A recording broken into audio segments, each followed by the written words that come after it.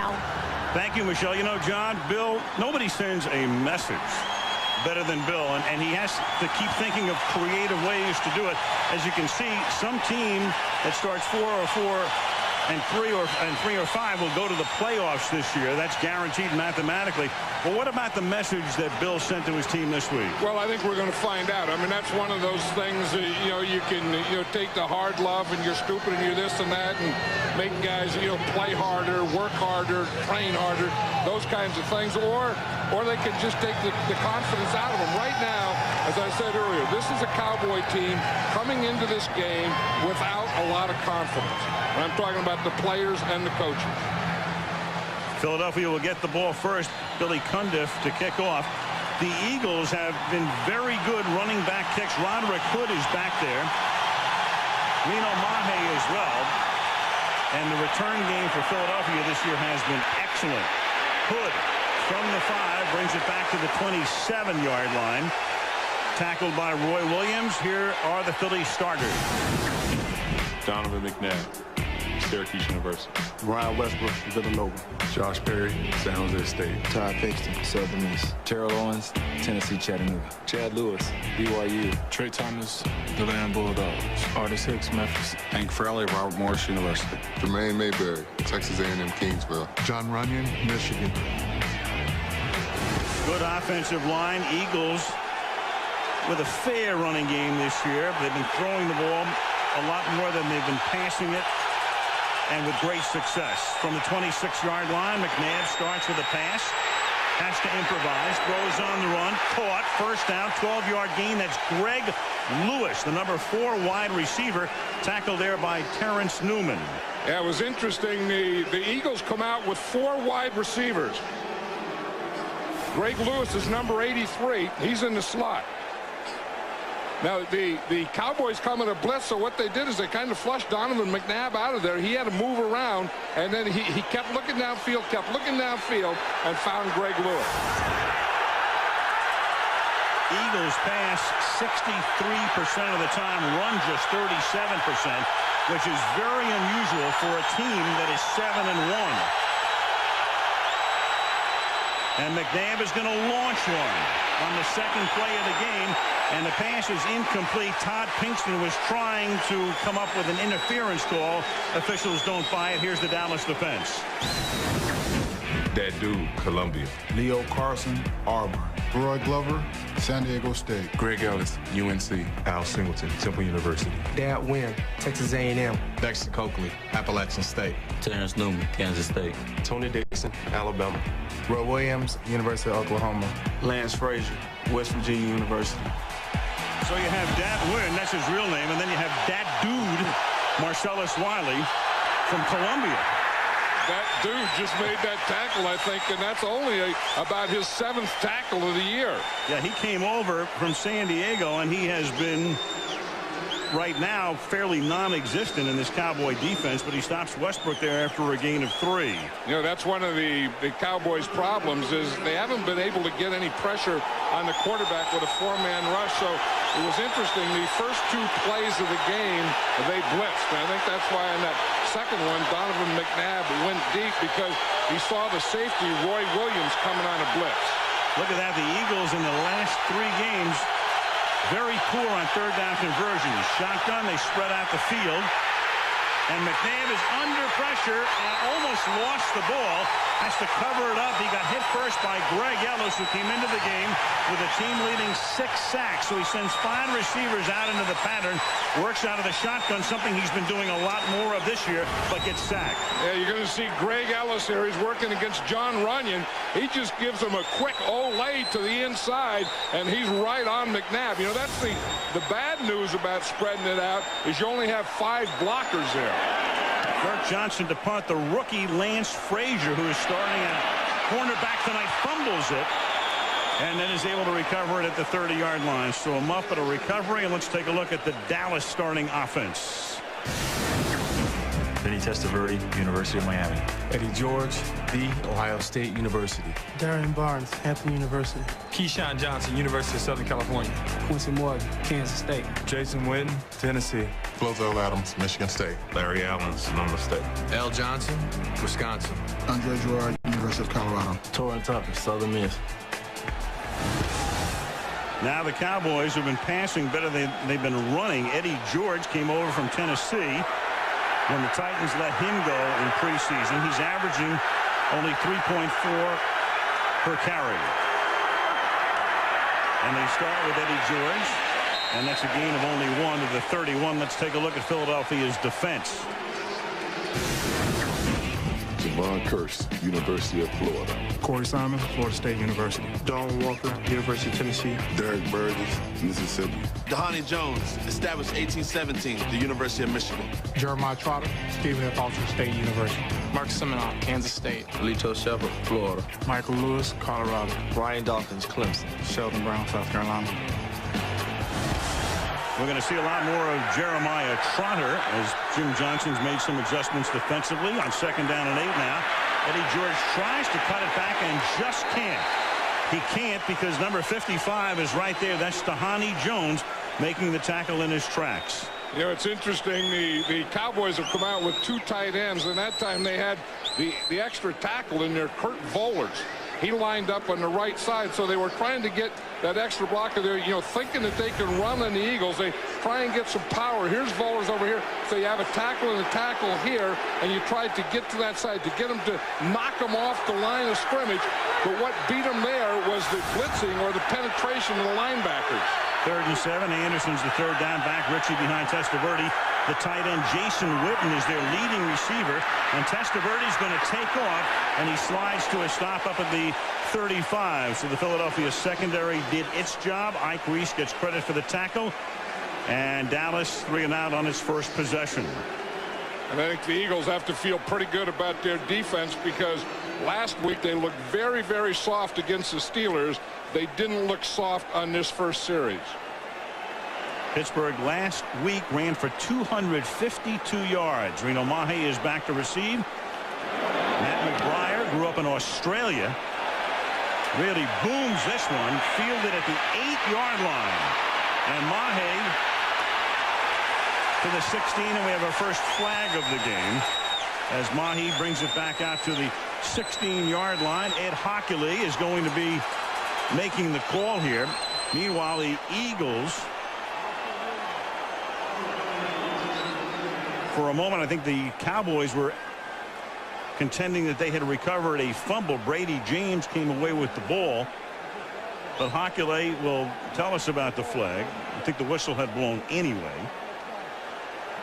And Andy Reid is going to check out his chart. There was a fumble, but it was recovered. Philadelphia's ball was not a fumble. During the return, illegal block in the back by the receiving team, number 46.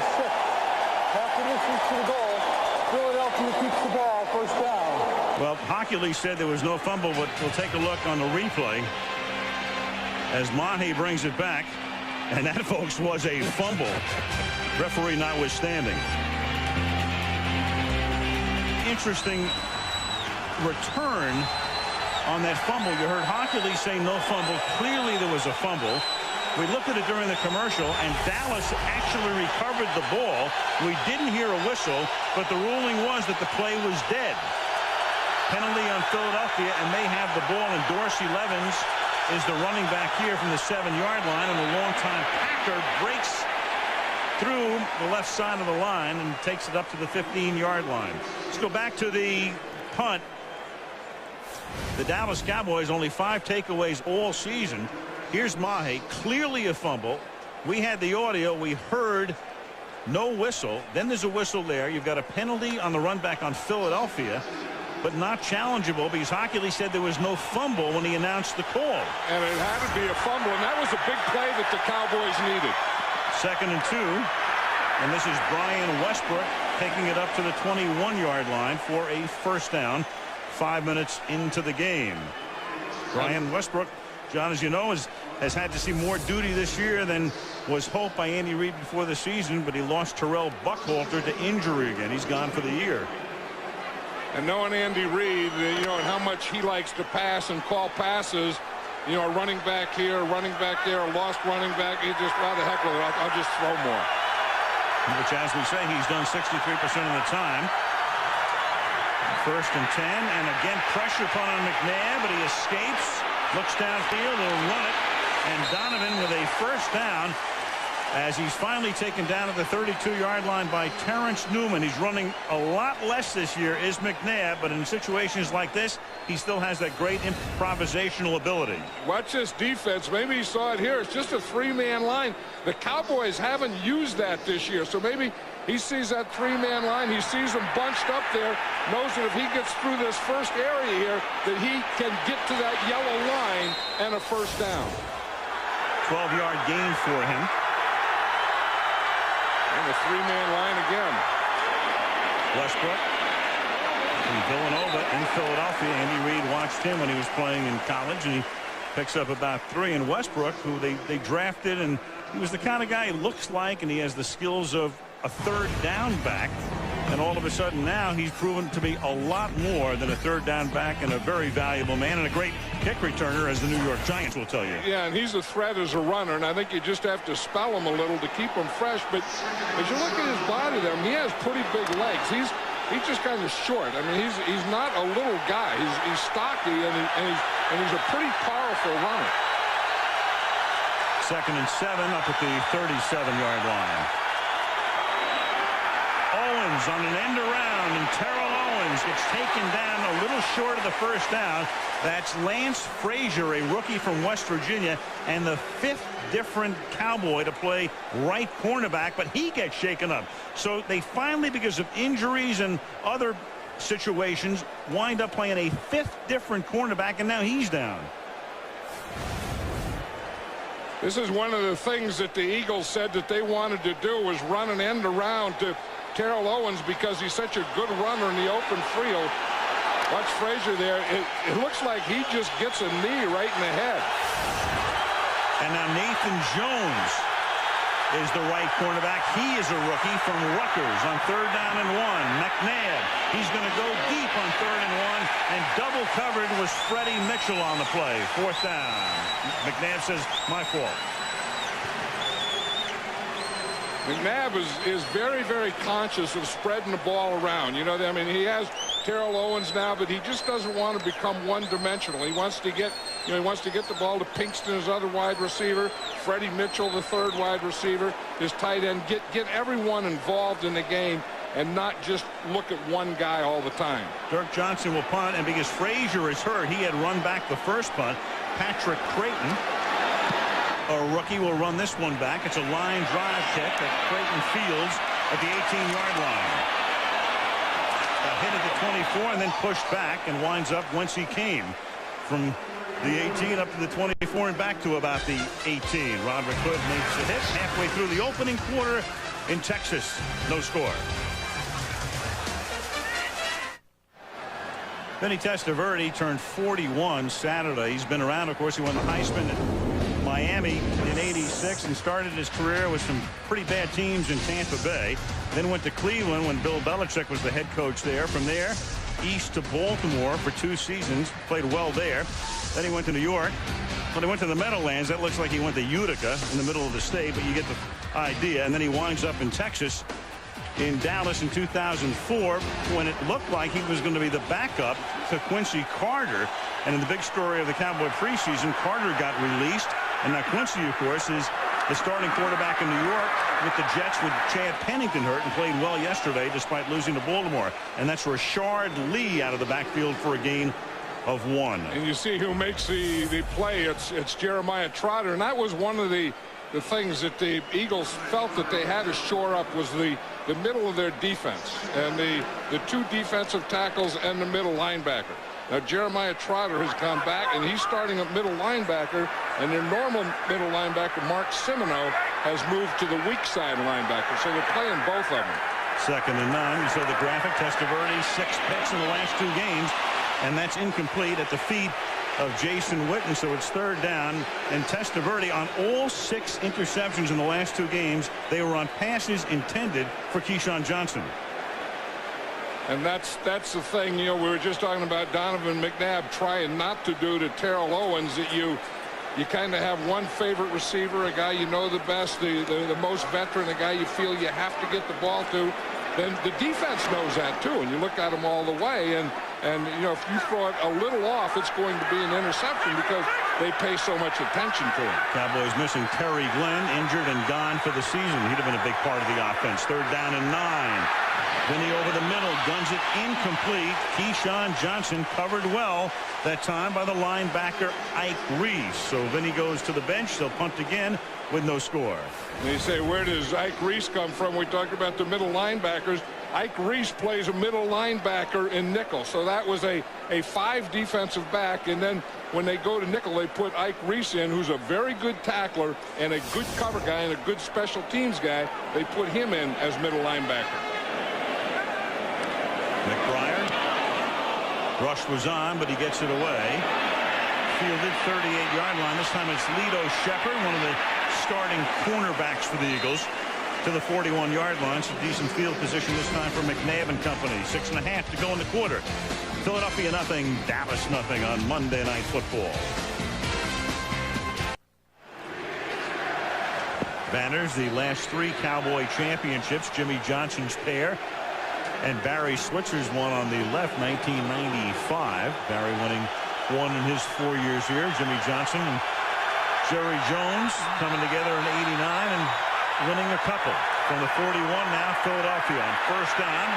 McNabb under pressure again, and the Dallas secondary, at least at the outset tonight, doing very well. Now, we talked about Keyshawn Johnson and 6 picks on passes intended to him in the last 2 weeks. Take a look at this. If you match up McNabb and Owens on passes intended to Owens, I mean, that's phenomenal. 62% completion. And look at this. 9 touchdowns, no interceptions, and a pass rating, you can compute that too, 131.3. That's the same thing it would be for, for a quarterback, but as a quarterback only for 1 receiver. So they've been tremendous. Right, and a big part of that is McNabb, but Terrell Owens being physical is also a part of it. And that pass is caught by Owens. It was a low throw. He breaks away. He's inside the 10, and he will score. And that rating will go up a couple of notches. And a little skater's waltz here in the end zone. 59 yards.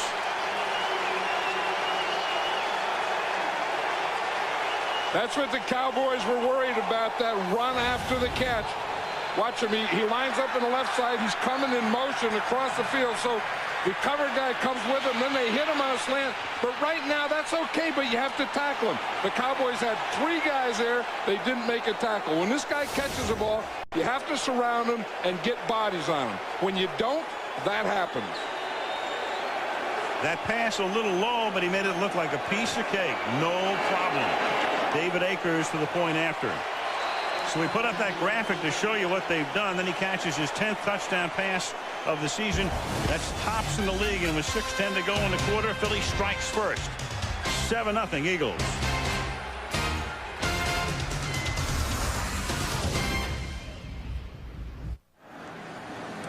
These guys love to clown around. Last week, you saw the video, if you watch ESPN or any of the sports cable channels over the air 100 times, about Owens yelling at McNabb, and people made a big deal of it at first, and they poo-pooed it, and they said he's just trying to get him stirred up. So they're mugging for the cameras tonight as they were able to connect on a 59-yard touchdown reception, and Rashard Lee brings it back up to the 25-yard line, and Dallas will start from there. So the Dallas Cowboys in early hole. I was just going to say, we can never assume they're not aware, can we?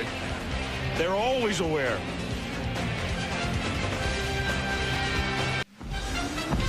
Monday Night Football next week originates in Kansas City, where the Chiefs will host the Super Bowl champion New England Patriots. Pats Chiefs next Monday night. Now from the 25-yard line. Gain of 1 for Richie Anderson. One of the things that Jim Johnson, the defensive coordinator, said about his defense is, he liked them because they were small, but they were quick. And he said he realized that sometimes he's going to have to change something. So you see, Corey Simon, Darwin Walker, they were the 2 tackles. And Nate Wayne was a weak side linebacker, and Mark Simino was the middle linebacker. So here's the way they're going tonight. Corey Simon, more of Sam Rayburn, number 91, and then Jeremiah Trotter at the middle linebacker, and Mark Simoneau over at the weak side linebacker. And right now exploiting that new middle is Richie Anderson as he picks up Dallas's first down. And to this point, when this drive started, the Eagles had outgained the Cowboys 100 yards to 8. I think anytime you're a Cowboy, you're going to run, you run right behind this guy. He gets one here, then he comes up to the next level. When Larry Allen man blocks, there's no one better. You see him get Rayburn, then he comes up and gets a linebacker, and that's where Richie Anderson went. Now 35-yard line. They've got Eddie George as the tailback. Anderson is also in the pattern, and there goes a flag, and that's an easy one to call as Quincy Morgan, who came over in a trade a couple of weeks ago, that San Antonio Bryant to Cleveland, the ex-Brown, gets pulled down by Sheldon Brown. And Vinny Testaverde had to get rid of that one quickly. The blitz was coming. Number 24. The ball is placed at the spot of the foul. Automatic first down. As I was saying, they're playing, they're blitzing, so Sheldon Brown knows that he has the inside, and he had pretty good position, but then he just kind of lets Quincy Morgan get inside of him. You see, once you do that and you have the blitz and you see the three-step drop, then you have to take away the inside. You can't let that guy get inside of you on the slant move. From the 43-yard line, trying to get a ground game going. This is Anderson again. And Richie takes the ball up to the 47-yard line. That's a pickup of 4, and Sheldon Brown is there for the stop. Richie Anderson is another one of those guys that Bill Parcells brought with him from the Jets, he and Vinny, and I think he's playing both of them more than he really thought he was. And I think, you know, Vinny, when he brought him over, was going to be a backup to Quincy Carter, and Richie Anderson, you know, is a good third down back. He's a good pass receiver, good blocker, those kinds of things. But sometimes he looks like the best runner on this team. The guy they're waiting to come back from injury, Julius Jones, the second-round choice out of Notre Dame, as Testaverde throws, and that's caught across the 50, but short of the first down. They drafted Julius Jones in the second round, and some Cowboy fans thought they should have gone after like Steven Jackson. They had a chance to get him, who wound up with St. Louis. But Jones is a guy they hope can help them, but he's been hurt, and he's only played in one game and played in that one sparingly this season. And he broke his shoulder, so he's in pretty good shape. I was watching him work out the other day, and because it's his shoulder, he's been able to do all the cardiovascular stuff, and when he comes back in a week or so, he's going to be fresh, but he's going to be in very good shape. 3rd and 2, and it's an empty backfield here. 3 receivers to the right, 2 to the left. Testaverde gets it off, and what a catch is made by a spinning Eddie George, and then he has it taken away by Mark Simoneau. So Simoneau gets beat on the pass and then turns it around and takes the ball out of Eddie George's hand, and Eddie George, who is known for almost never fumbling, has that one taken right out of his grasp, and Philadelphia gets it on the takeaway. We were just saying that Mark Simoneau is now the weak side linebacker, so when the running back splits out like Eddie George did, he has to go out and cover him like a corner. He didn't cover him very well, but at the end of the play, he stripped him very well. Like you say, Eddie George never fumbles, but that was a heck of a catch, wasn't it? And I think Vinny kind of threw it that way, you know, a little behind him to that back shoulder and away from Simoneau. And there it is. He has fumbled during that period of time, but hasn't lost one. 698 touches, runs, and receptions. And then coming into the backfield to make the tackle there is Tony Dixon. So Tony Dixon stopping Bryant Westbrook. And these are the kinds of things that I think happen to you. You know, when you get on a losing streak and things go wrong, and you know, like you have that fumble, they don't call it a fumble. You make a reception, you're running down the field with it, you get it stripped, and it's going back the other way. These are things that makes Bill Parcells' hair get whiter and whiter, and Jerry Jones's hair also get whiter and whiter. That's the first time in his career George has lost a fumble following a reception, and Terrell Owens gets taken down trying to get the first down, but Frazier, who was hurt earlier and is back in the game, is able to stop him just shy. And here's Michelle. Well, Al, while Terrell Owens had that big play early in the quarter, as you talked about, and Brian Dawkins, his teammate, says Terrell Owens brings an explosive personality and player to this team that people have to watch him on every single down. He says he's a guy who speaks his mind, and I would never try to get in the way of that. He's also a fun-loving guy. And he said that, you know, in the locker room, if people thought that his problems in San Francisco would leak over, they haven't, Al. Certainly not to this point. 3rd down and 1, and that's a great tackle made by Terrence Newman to stop what would have been a first down from Brian Westbrook. So Newman with a big play, and following that fumble, the Cowboy defense able to rise to the occasion and stop Philadelphia from marching down the field. You know, we always think of corners as cover guys, but when you run a sweep, that corner has to get up to the outside and be the force guy. Watch Terrence Newman here. He sees the sweep. He sees it come to the outside. He gets upside. Now he's a contained guy to cut it back in, but he also made the tackle. Dirk Johnson's 3rd punt of the quarter. Lance Frazier will run this one back. Rookie from West Virginia. Low, one hopper. Frazier muffed it again. The ball is loose. That's the 2nd time Frazier muffed a punt. And let's see how costly this one might be.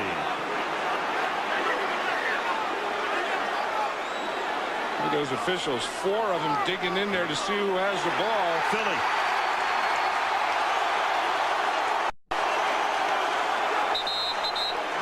And so the Cowboys, who can't take the ball away and haven't done it this season, and we saw Frazier got hurt before. He'd muffed an earlier punt, muffs this one. He's hurt again, and with a minute to play in the period, it is Roderick Hood, number 29, who will wind up recovering the fumble. He just got his hands too close to his body. You always have to catch that thing out in front of you, because as he took his eyes off the ball, it hit him right on the shoulder pad. You see it goes in there and it comes off his hands right to his shoulder pads when his eyes looked up. Watch him, he's here, and he doesn't look it into his hands. In fact, he looked over to his right a little, didn't he? He's not used to returning punts.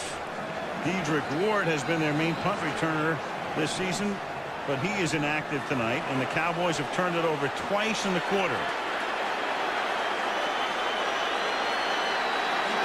And that's just another one of those things that drives a coach crazy. I mean, you have a guy running down the field and he gets stripped.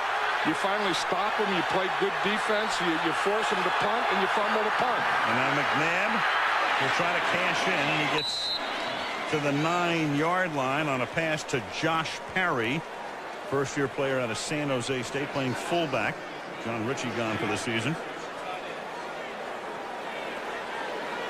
And one of the things that, you know, most teams, when they get into red zone now, they've gone to the run. And it seems like the successful teams do run in the red zone. The Eagles are one of the teams that still pass most of the time when they get in this area. A lot. And McNabb is normally very on target. This time they run, they give it to Westbrook, and he chugs inside the 5, and we'll see where they spot it. Looks like it'll be a first down. Philadelphia very productive in that red zone.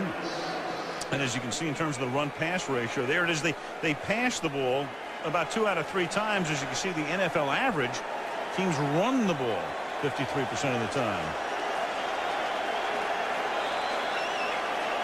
And the clock ticks down. They'll switch sides of the field. It's the end of the first quarter. Philadelphia on top of Dallas 7-0, and Monday Night Football resumes after this message and a word from our ABC stations. Sunday Night Football in Texas, down in Houston. Green Bay and Houston Texans next Sunday at 8:30. Back now in Dallas. Take a look at downtown. Al Michaels, John Madden, and Michelle Tafoya. On this 15th night of November, temperature at game time was 62 degrees. Rained off and on today. Could have some sprinkles tonight. Second quarter, Philly up 7-0. First and goal from the 4-yard line. And McNabb over the middle, and the pass is incomplete, leading the tight end L.J. Smith. Second down. Yeah, we were talking about, you know, Bill Parcells and the crazy plays and the stuff that was going on and dumb things. Look at this. Vinny Testaverde, an 18-year veteran, lines up behind the left guard. Didn't even get behind the center, and that was the pass that he completed to Eddie George. and George makes a heck of a catch, then he gets it stripped. So the thing starts out discombobulated and ends up discombobulated. He looked pretty cool, though, as he moved to the other side. As Dorsey Levens takes the handoff and goes into the end zone for the touchdown. And so the Dallas Cowboys pay the price after the Frazier muff, after he loses it, after they turn it over 2 times. And it's 13-0 going on 14. You know, Andy Reid said that he challenged his big guys. Watch his left guard here, Artis Hicks. He just gets a drive. You get on your guy, and if he wants to slant that way, just keep him going that way. Dorsey Levens starts at Artis Hicks and cuts right off him. David Akers for the extra point.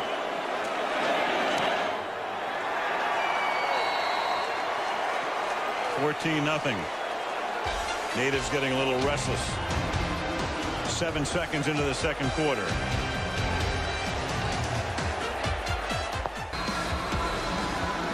Philadelphia on top 14-0. Dallas has turned it over twice, and then they were not a beneficiary of a run back call that was a fumble that the Cowboys should have recovered deep in Philly territory in the first quarter. This is Rashard Lee, and he's going to run it back. And that gets the crowd back into it all the way out to the 47 on some very tough running by Rashard Lee, who finally gets taken down at midfield by Matt Ware. The Cowboys, when trailing by 8 or more, have lost their last 12 regular season games, and they're in that position right now. And on the other side of the coin, the Eagles are terrific when they jump on you first. And as Bill Parcells knows, I mean, he doesn't have a big, high explosive offense, so he's going to have to get some plays in other areas if he's going to get back in this game. I mean, his defense is going to have to give him a play, a special teams play, like that kickoff return there. Just gave him a little life. You know, you get your crowd here. The crowd wants to get in the game, but the crowd can't be in the game if you don't give them something to yell about. Well, Lee gave him a little something, and I mentioned before, when Philadelphia jumps on you, when they take a lead of 10 or more points, they're 46-1. The only big lead they've blown in that period was opening day in 2002 at Tennessee. From the 48-yard line, great play fake. Look at that time and space, and it pays off with a pass to the tight end, the emerging star Jason Witten, who the defensive coordinator Jim Johnson of the Eagles likened last night to Shockey. He says he's a Shockey-like, meaning Jeremy Shockey-like tight end, first down of the 30. Yeah, and this, as you said, Al, watch this play fake. Here's where it all starts, because if you're going to throw to your tight end, you have to suck these linebackers up.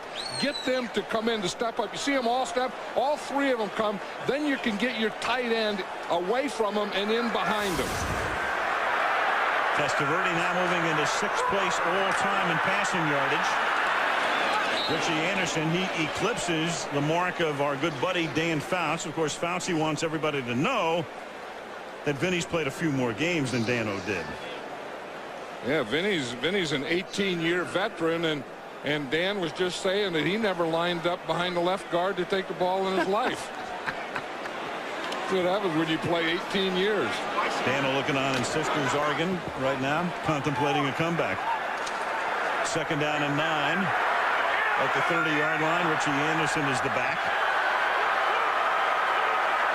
Quincy Morgan is the man in motion. Pressure from the backside. Vinny gets it away to Witten. And Witten tight ropes the sideline and gets in for a touchdown.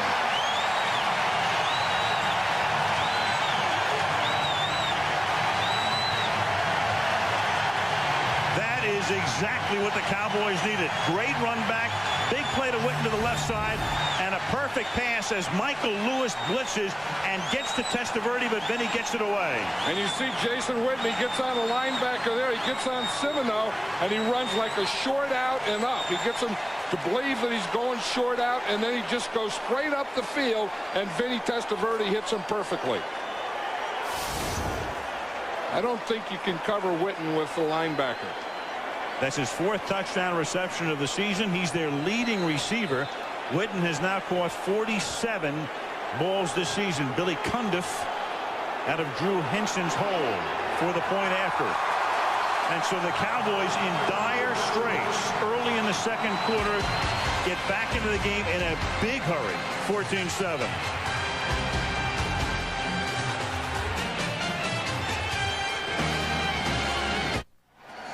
One of the funniest men in television, George Lopez. His show is on Tuesday night here in Dallas. Great to see him. You know, I've achieved football mecca to be in the booth with you guys on Monday Night Football. I'm not even a desperate housewife, and I'm getting this kind of love. Are you still a Raider fan?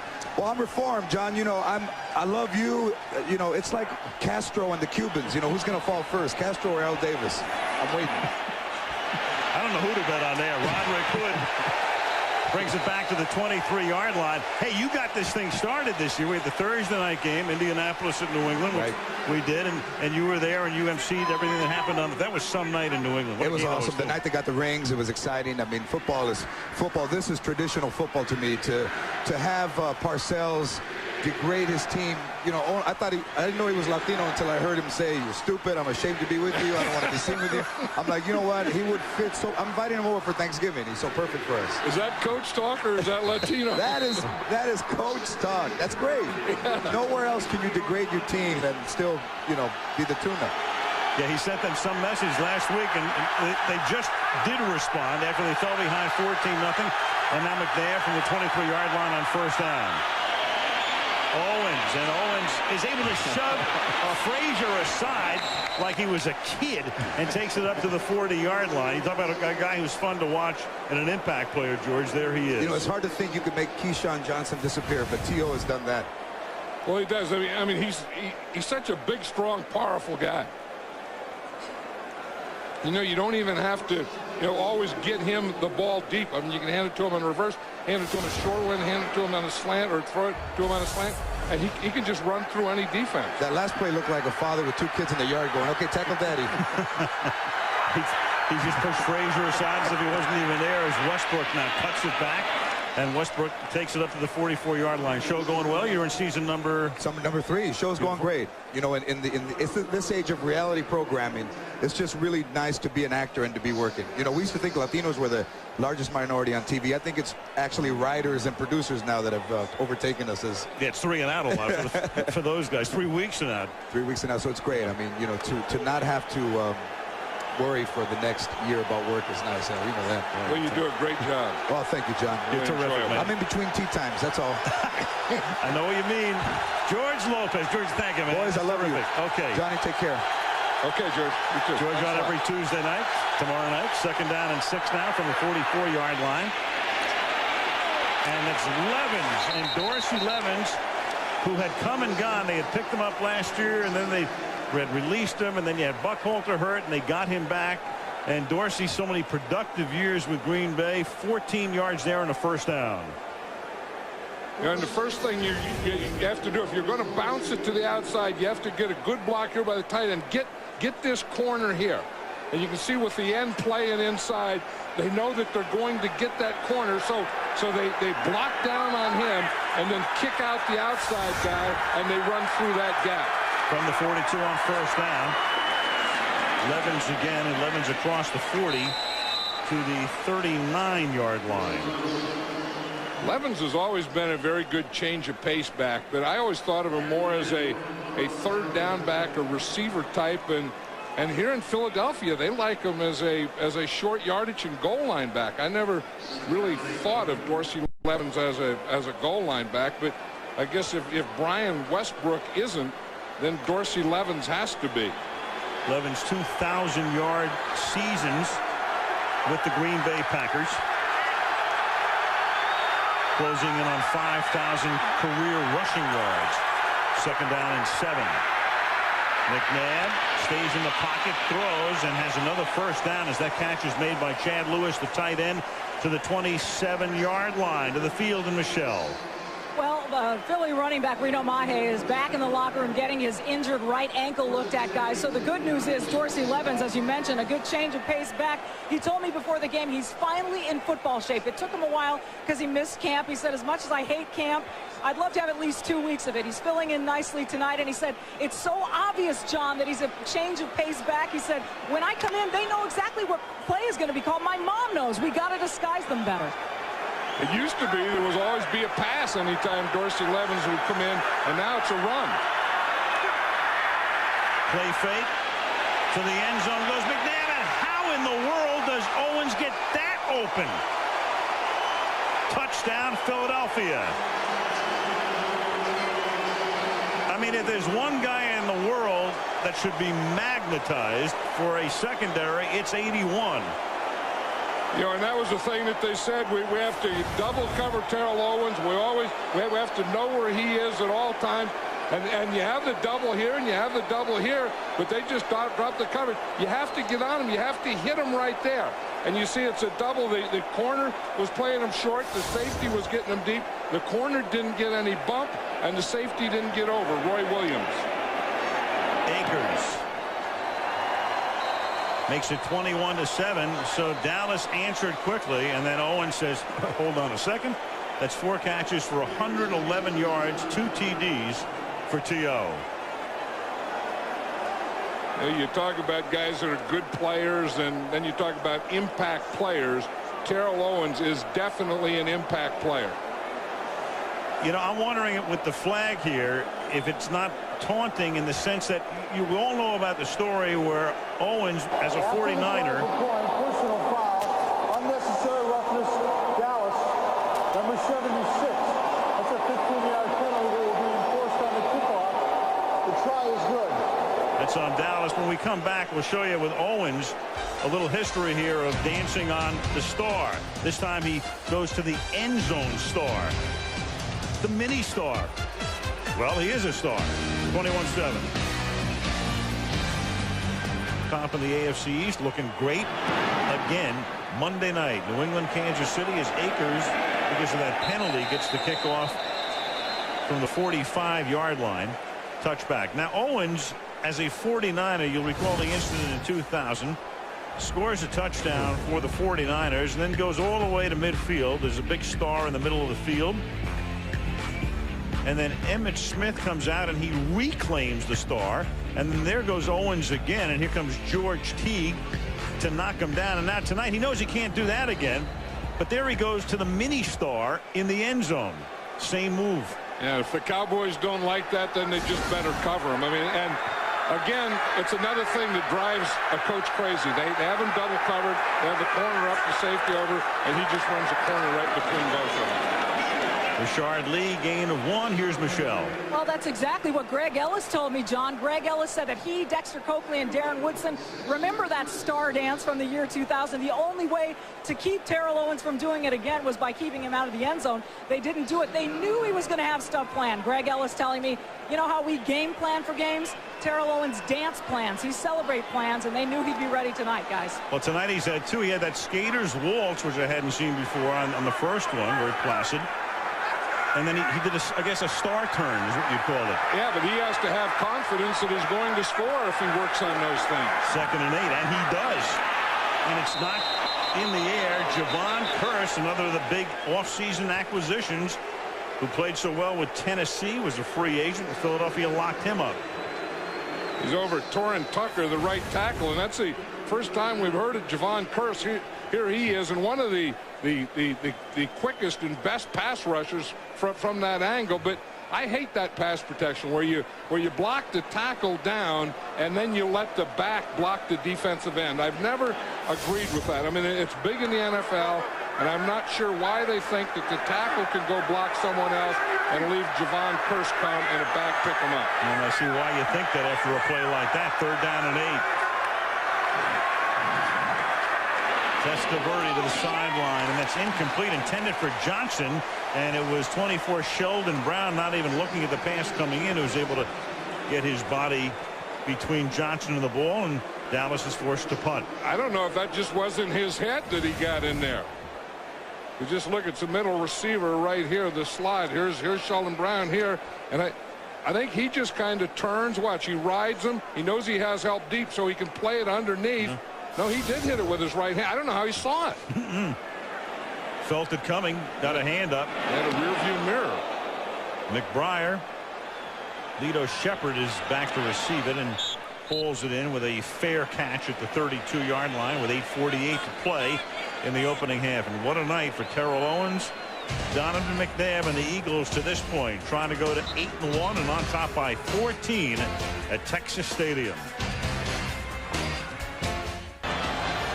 From the 33, Philadelphia begins this drive. Westbrook has a lot of room to roam, and through the middle he goes very close to a first down across the 40-yard line to put it down at the 42, a little short of the first. Andy Reid has things going his way now, and he has very good mixture. He's always been kind of pass heavy. You know, I mean, he's kind of a 60-40 pass to run type of guy, but tonight he's very close to 50-50. He has 14 runs and 12 passes thus far. And a 14-point lead halfway through the second quarter. Second down and 1. McNabb stepping away from the pressure, launching one deep downfield, one-on-one, and that one's taken by Todd Pinkston for the touchdown. He took it away from Jacques Reeves, and that's a 59-yard Philadelphia score. Yeah, Jacques Reeves just went in there for Lance Frazier, and they were going to work on him. They put Pinkston down here on the left side, and he just takes off. See, Reeves was looking back. He starts on the outside, gets inside him, and then because McNabb can run and buy time, you can get this on the other end. Pinkston knew that McNabb was still alive, so he kept going. And then he just gets in a jump ball situation, and he out jumps Reeves. Last year, Dallas #1 in the league in defense and #1 in pass defense, and just getting shredded tonight. At 59-yarder as Akers makes the extra point, matches the 59-yarder that started the scoring to Owens. And Bill thinking about, I don't know, Saratoga Springs. 28-7 Philadelphia.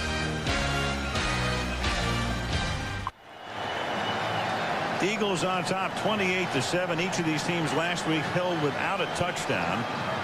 Philadelphia losing 27-3 at Pittsburgh. Dallas losing 26-3 at Cincinnati. But Philadelphia back with a flourish tonight. 268 yards for the Eagles. Bill Parcells in a game he knows his team really has to win. It's very tight in the NFC.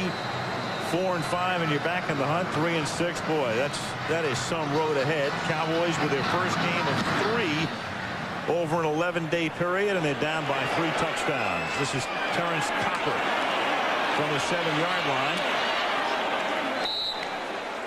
Back up to the 30. Take a look at the NFC right now. And in the East, it's Philadelphia. Atlanta in the South, 7-2. What a job Jim Mora Jr. is doing there. Green Bay has now vaulted to the top in the North. 4 straight wins. St. Louis 5-4, leading Seattle. And there are your wild card contenders. And as you can see, with the wild card, you'll have 2 of those teams will go into the playoffs. Giants, Seattle, and Minnesota right now are all 5-4. And that's assuming that Green Bay and St. Louis keep their positions, because that's what I feel you do. You kind of get yourself in position the first half, then you make the run the second half. Eddie George to the 30. Crowd starts to boo. Of course, what the crowd is going to start to do here, and I can already hear murmurings, is Drew Henson is the quarterback. I mean, Vinny's 41 years old. He's done a pretty good job this year. There's the likely future.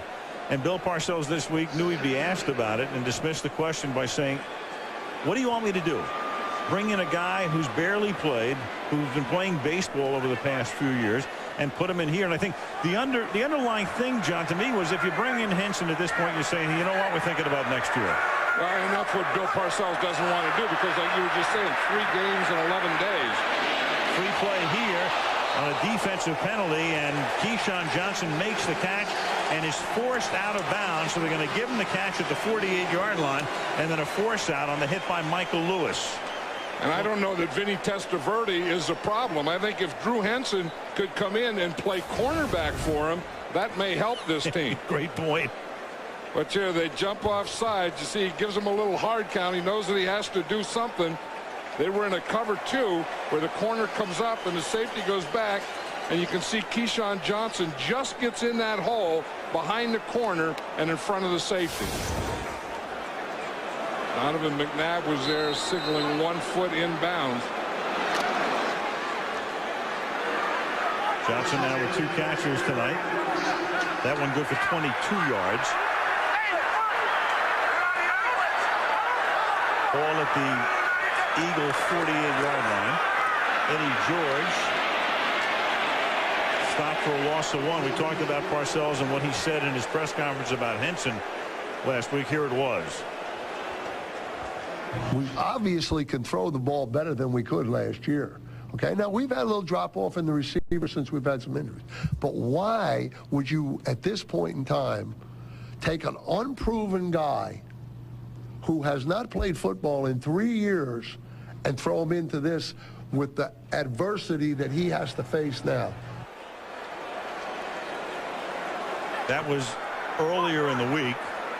At some point, though, you wonder when Henson, if Dallas does fall completely out of contention, get that look. Eddie George stays on his feet, gets it to the 41-yard line, 3 yards shy of the first. Third down upcoming. I think that was more than that. I think that was a coach that needs a win. And needs a win desperately, you know, because, you know, as a coach, too, you know, you can talk about, you know, your confidence, and coaches lose confidence, too. And I think that Bill Parcells and his team have both lost some, and the only way you can get it back is to change things around. And the way they're playing, I don't know if or when it can come back, because the one thing that always used to save a Bill Parcells team was his defense and his running game. And this defense getting shredded tonight. 3rd and 3, and it's caught by Anderson, and they're able to move the chains. We talked to Parcells yesterday. He said some interesting things, John. I mean, one was, you know, clear. He says a win tonight changes everything. I thought we'd be quite a bit better this year. He said, I haven't had a team like this. And then he described this team as, his words were, dead quiet, kind of still. Yeah, and I think that, you know, when you have injuries, then you bring in guys, and you're bringing guys in from other teams' practice squads, and, you know, like Frazier. I mean, he came in from the Ravens practice squad, and he's starting and trying to cover Terrell Owens. That brings about silence, because a lot of these guys don't even know each other who are playing together. From the 33 on first down, end around, they give it to Morgan, and the ex-Brown has no place to go. Boy, that was sniffed out perfectly by Lito Shepherd and Jeremiah Trotter. Loss of 1. I'll tell you one thing, this Eagle defense was shredded last week by the Pittsburgh Steelers, and they didn't play very well at all. They didn't play very aggressively, but tonight they are. I mean, they're stopping up the middle, you know, because the Cowboys started, and they tried to run in here, and they couldn't do it. So then they started trying to run to the outside, you know, with sweeps and reverses like this, and the Eagles have them wherever they try and go. 2nd and 11. Dallas trying to run tonight. 6 different guys have carried the ball, but 2 yards per rush. Now they have to swing it out to Patrick Creighton, rookie from Oklahoma State. Sheldon Brown makes the tackle, Northwestern Oklahoma. And let's check in with Michelle. Well, if Philly's having a couple of defensive problems, it's because a couple of their starting defenders have gone to the locker room. Linebacker Nate Wayne questionable with a groin, and defensive tackle Corey Simon questionable. Sorry, it's Wayne questionable with a hamstring, Simon questionable with the groin. And as you guys know, Jim Johnson, the defensive coordinator, likes to rotate his guys, so that puts a little bit of a hitch in his plans, doesn't it, John?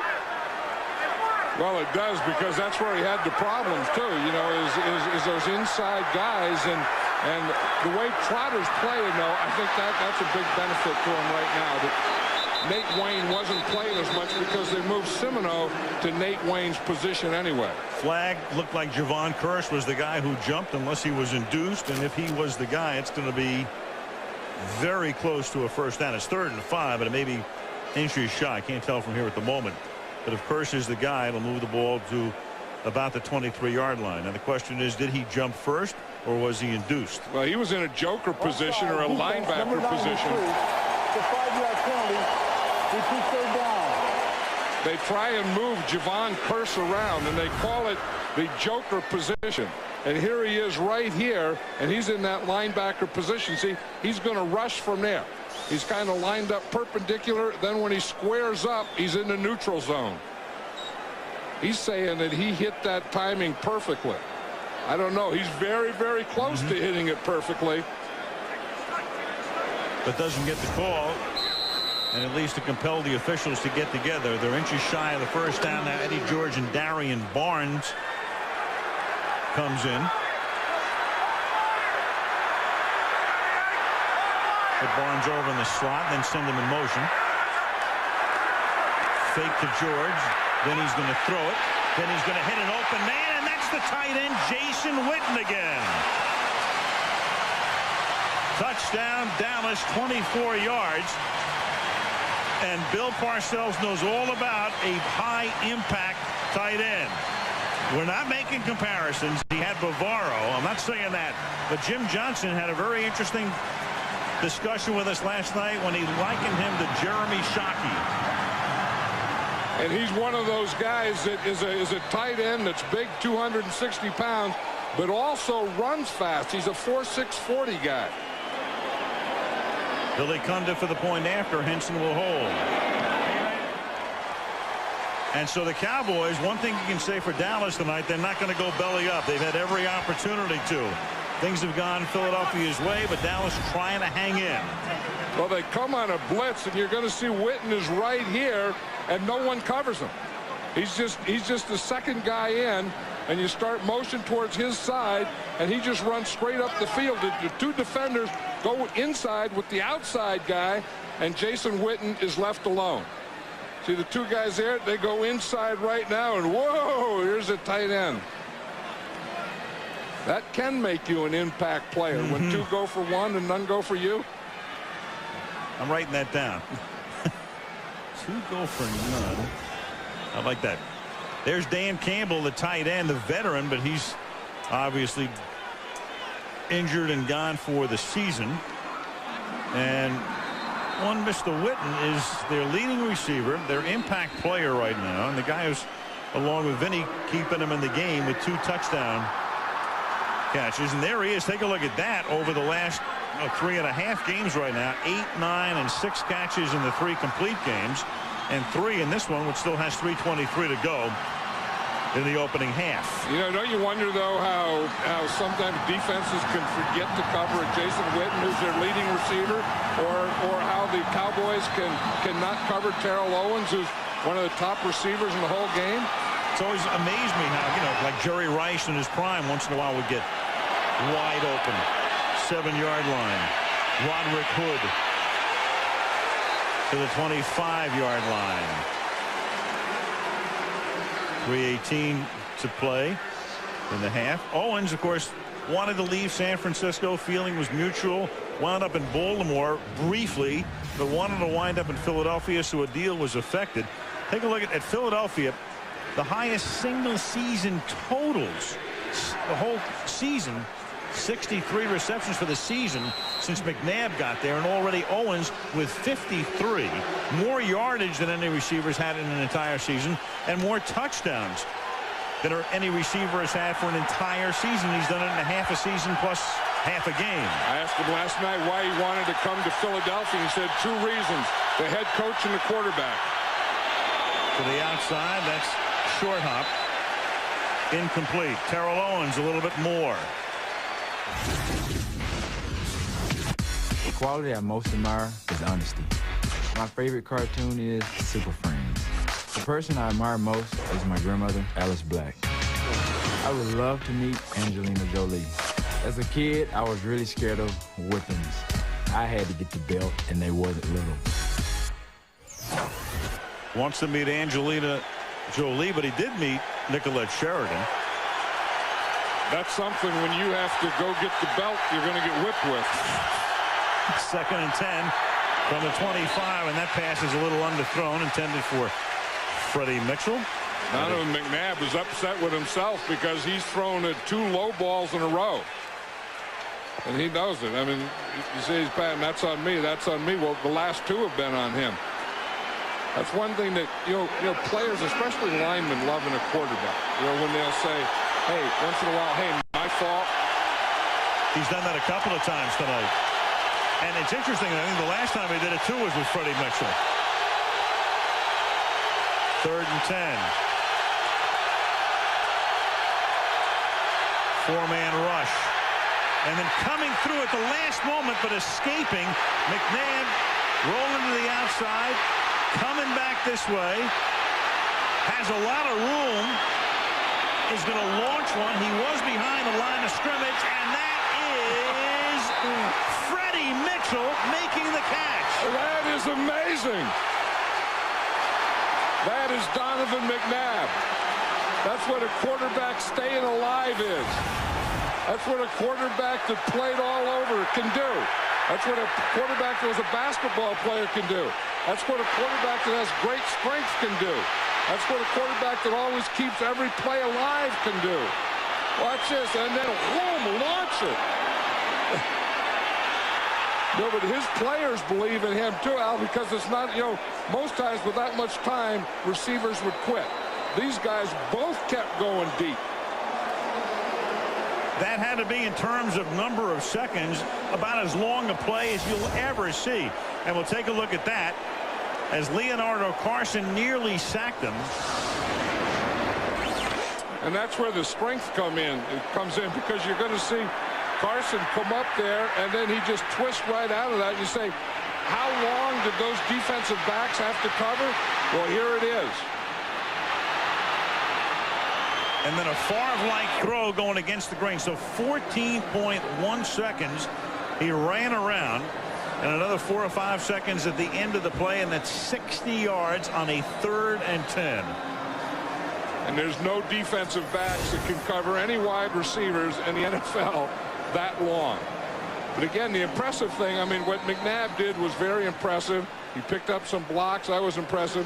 But his receivers kept going. They never gave up on him. And Nathan Jones, the guy who got beaten, Lynn Scott was there as well, but a 14-second runaround. And now a big hole as Levens takes the ball to the 7-yard line. Philadelphia had called a timeout to regroup after the catch, and that takes us to the 2-minute warning. And the Philadelphia Eagles tonight, 336 total yards in the first half, and up 28-14.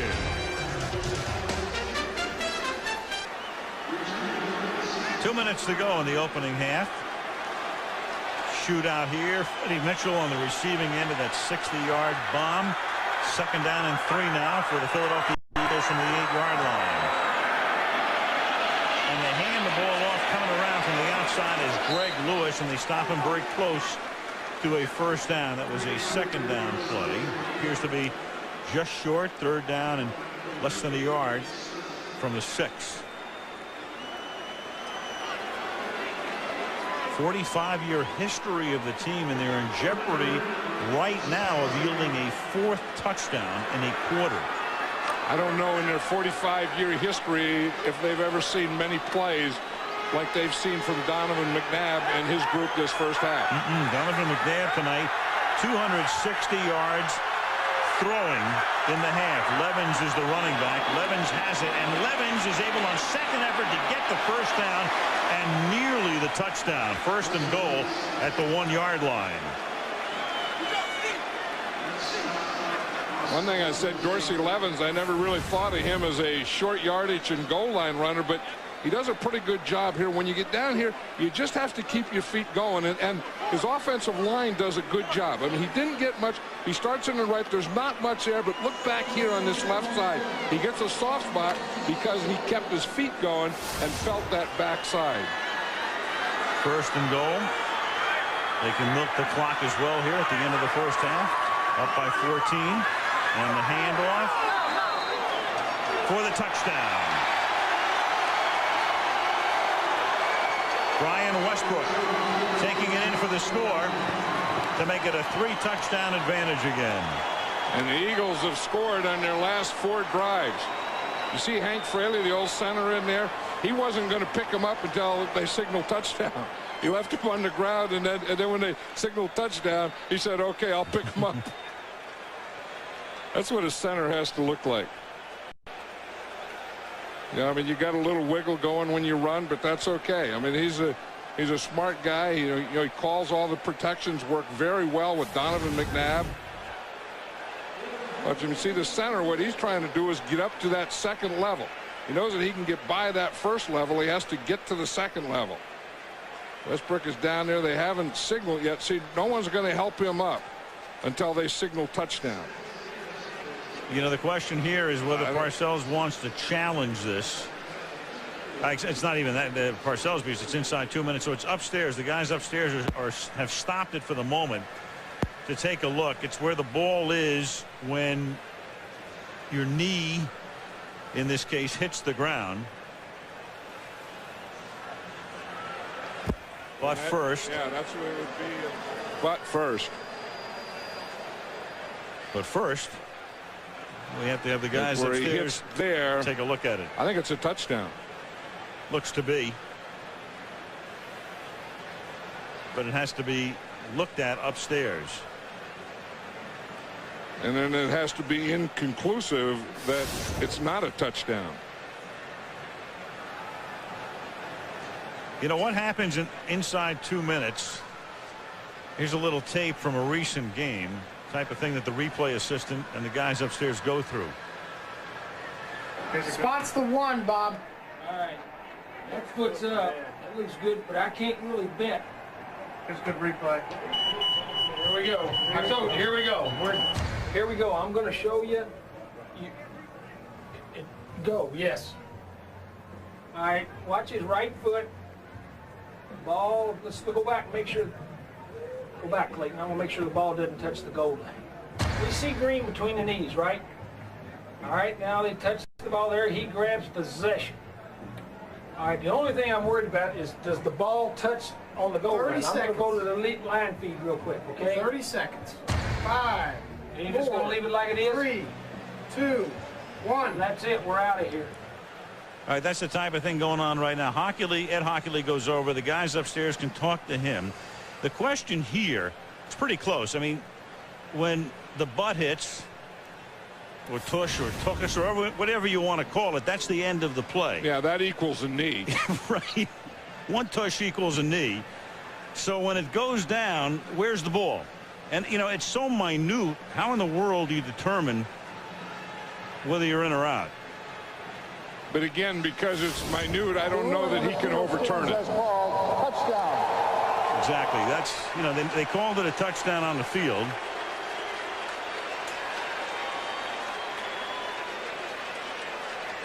And so the touchdown makes it 34-14 with Akers' extra point to come. Yeah, we were talking about how Andy Reid challenged his big guys, and I'll tell you one thing, his big guys are playing very well in this first half. Akers for the point after. Flag. There was movement on the line of scrimmage.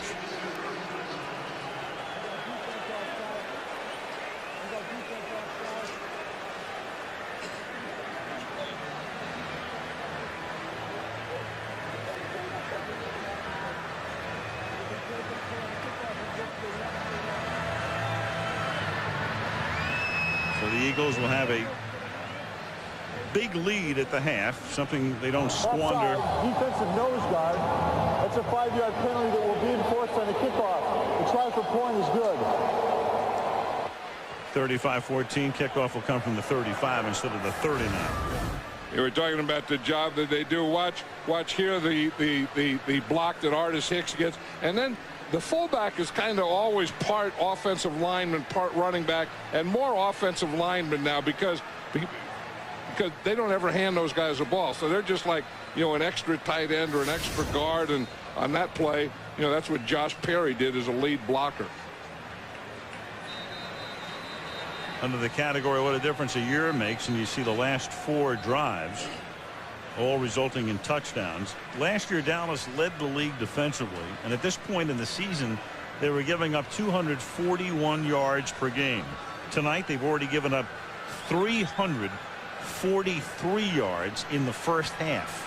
Yeah, we're talking about the job the offensive line of the Eagles has done, and you always kind of look at the running game, and the Eagles are averaging over 5 yards per carry, and they've only had 1 sack. And so I think that, you know, Andy Reid wanted that group to dominate. Last week he felt they were dominated, and I think they're dominating tonight, if that makes sense. A lot of sense. They have 92 yards rushing. They're averaging 5.1 yards per rush. McNabb has thrown for 260 yards, and that is juggled, picked up by Lee, and that costs him any chance of a decent run back as he brings it back out to the 11-yard line. You know, when you're ahead 35-14, here's what they're doing just before half. They're putting the names of the game balls on tape and putting them in the box there because, you know, every guy wants to keep his touchdown ball. Every guy wants to keep his big play ball. So there they are. There's 1, 2, 3, 4, 5 of them. There's an extra. There's 6 of them. There was an extra ball. They were waiting for the next one. Well, I think one was Pinkston, wasn't it? One was Pinkston. And there won't be any more touchdowns here. A kneel down. The crowd with the Bronx cheer as the Cowboys leave the field here in Irving. The Rondi and Tiki Barber. It's a 30-second timeout. Well, Philadelphia's taken a timeout. Well, isn't that interesting? Philadelphia, because they have another left, and they're going to make Dallas. They're going to make Dallas run a couple of plays here if they can. Well, you know, the interesting thing that Andy Reid can be thinking of here, Al, is that although they only have one more timeout, so they could take a timeout after second, but they wouldn't after third. No, yeah, I would say that free kick rule. Remember they took the timeout after the 60-yard pass. I mean, I don't know if Andy forgot about it or what. It's not like Andy's not going to pile it on. So in this situation, yeah, if he had 3 timeouts, he would have taken them. He could have understood that. If you don't have 3, you shouldn't have taken 1 after first down. Right. So they could they'll just kneel down. Still kneel down. And now Philadelphia realizing, I think Andy probably forgot he only had 2. Because it's not like Reid to do something like that and try to, even though it's the first half, pile it on. Right. I think he took that timeout, I think, because Donovan McNabb was just tired from running before he threw it. Could be. 35-14 our halftime score. Back we come. Halftime from Irving after these messages from our ABC stations. Al Michaels, John Madden, Michelle Tafoya, Texas Stadium in Irving, home of the Cowboys. Philadelphia leading 35-14. 2004, Jerry Jones already on the field. Normally he'll make a much later appearance. But tonight, his team down by 3 touchdowns. In pretty much a must-win game to stay alive in the playoff hunt. And they get the ball here to start the third quarter. And Terrence Copper with a run back to the 26. And we have a penalty on the first play of the period. And it's back at the 30-yard line, meaning that Philadelphia was offside. You're coming off that loss last weekend to the Steelers. Andy Reid says that, you know, we were embarrassed and we have some things that we have to fix. And he just kind of goes about it like a mechanic. You know, you got something wrong, we got to fix it. And then he fixes here, fixes there. And then he has the first half with 5 touchdowns. By the kicking team, number 80. 5-yard penalty, re-kick. You know, he's so unflappable. We talked about him last year. And, you know, the one thing, too, John, is when you look at Andy, this is a guy who really knows how to get his team back after a loss. They are 15-1 after a loss over the last, obviously, 16 games. So he knows how to get his team back. And Michelle had a chance to talk to him a few moments ago. What did he say, Michelle? Well, he talked about his offensive and defensive lines. As you mentioned, John, he wanted to see good play from them tonight, and he says he got it, but he was going to talk to them again at halftime and remind them to keep it going. He also said of that 60-yard pass to Freddie Mitchell from Donovan McNabb, he said, unbelievable, great. This guy has done things in this first half that other players just can't do. He never ceases to amaze me. John and Al? Well, that's a play that we'll be seeing on highlight tapes for a long time. That's a play that you run in the park. But, you know, the thing about Andy Reid, he doesn't overreact. You know, he doesn't overreact to a win, and he doesn't overreact to a loss. He just methodically goes about his business of coaching. Wry sense of humor, too? Oh, he has that. And you can't be in this business as long as he's been in it and not have some kind of sense of humor. Kickoff now from the 25-yard line. Rashard Lee will bring it back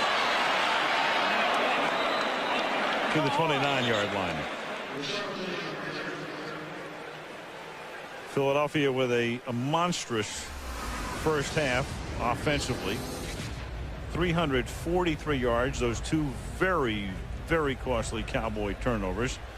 The Eddie George fumble when he had the catch. He was on his way deep into Philadelphia territory and had it stripped. 251 passing yards and 92 on the ground for the Eagles, and just about everything went right for them. First and 10 at the 29-yard line. Full house backfield there. Richie Anderson is the tailback. Vinny to throw. Deep over the middle, and there's that man Witten again. Jason Witten, the tight end, to the 46-yard line. Jason Witten with a 25-yard pickup. The man who has scored both of Dallas's touchdowns tonight. Yeah, and we showed that full house, and that's where Jason Witten starts. He doesn't start on the line of scrimmage. He starts in the backfield, comes in motion to his right, stops right there, and just runs that seam pattern. Just where you get in behind the linebackers and in front of the defensive backs. That's one good thing when you have a weapon like that and you can put him in the backfield and then move him around. It's tough to put a coverage on him. 4 catches, 100 yards, and now Richie Anderson to the 31-yard line, and that is a first down. Tackled by the safeties Lewis and Dawkins. So a promising beginning on this drive for the Dallas Cowboys. Yeah, and if you're going to put Jason Witten in the backfield, he's going to have to block too. And watch the block that he makes here on Dhani Jones. I mean, you know, it's not just where you just run a pass pattern, but if you're going to stay in there and you're going to run from that position, you also have to be a lead blocker on occasions. Eddie George is the running back in this set from the 31-yard line. Eddie Witten flanked out to the left. Testaverde looking there, and he finds his man again, Witten. He was flexed that time. You know, John, one thing people were talking about, you know, what would happen this year with the point of emphasis on contact after 5 yards. I think one thing it's done, it's opened it up for the tight ends. For the tight ends, you know, especially when they're in the regular tight end location, because those linebackers have a tough time of letting them go after 5 yards. And we always thought it would be the corner on the outside receivers, but I think that emphasis on that rule has really helped tight ends. Look around the league. Gates in San Diego has become a star this year. Second down and 2 from the 23-yard line. Eddie George now. He's going to pick up the first down as he takes the ball to the 20-yard line. Last year, tight ends over 50 catches, just 4, led by the Chiefs' Tony Gonzalez. 71 for the season. And this year, halfway through the season, we go down to 35 plus, and there it is. Johnson with 57. Talked about Gates. Witten now has 50. So Eric Johnson of San Francisco, Gonzalez, and you take a look at that, you have 8 guys in that category. First and 10 from the 20-yard line. George was blocking out in front and gets to about the 15 where he's tackled by Lito Shepherd. Remember Ben Coates, the old tight end for the Patriots, he played for Bill Parcells, and Bill Parcells really liked him, so he brought him in to work with Jason Witten. He brought him in at training camp, and you know, Witten is doing a lot of those things that Ben Coates did, you know, lining up all over the place, lining up as a wide receiver in the backfield, those kinds of things, and Bill really felt that Ben Coates really helped Jason Witten. A Tennessean who stayed at home and went to school in Knoxville. Second down and 5 from the 15-yard line. George, room inside the 10, and Eddie George powers his way into the end zone.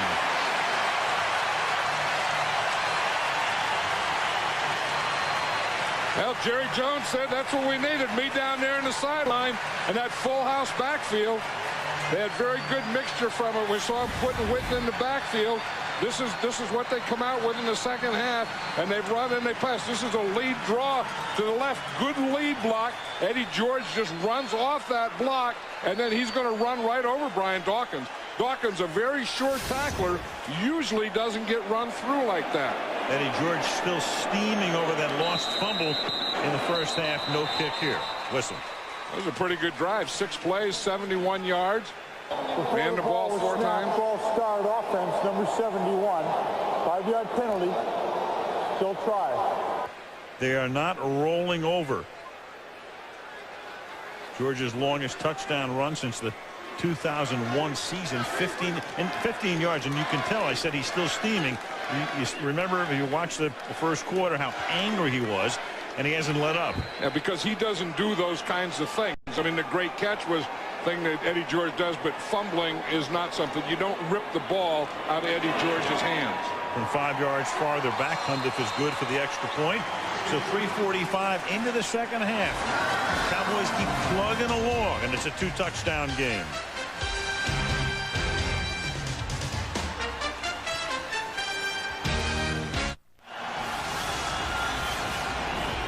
Take a look at the Eagles start track tonight. A 260-yard half with 3 touchdowns from McNabb. Westbrook 31 yards on the ground, and Owens with 2 touchdowns, 4 catches. I'd say throw the ball to Terrell Owens more. Half the time you throw it to him, he scores a touchdown. And doesn't he love it? Greg Lewis from the 2. Taken down to the 16, so good special teams coverage. Terrence Copper making the tackle. And let's check in with Michelle. Al, when I spoke to Bill Parcells at halftime, he only wanted to talk about his defense. He said, we're just getting killed, and we just don't have many options. He told his defense at halftime, you've got to muster up energy tonight. You can't wait until next week to make changes. He said, Michelle, don't make it sound like I'm being scientific. There's nothing scientific about this, Al. Yeah, they just need to play better, and he said some injuries back there, especially in the secondary.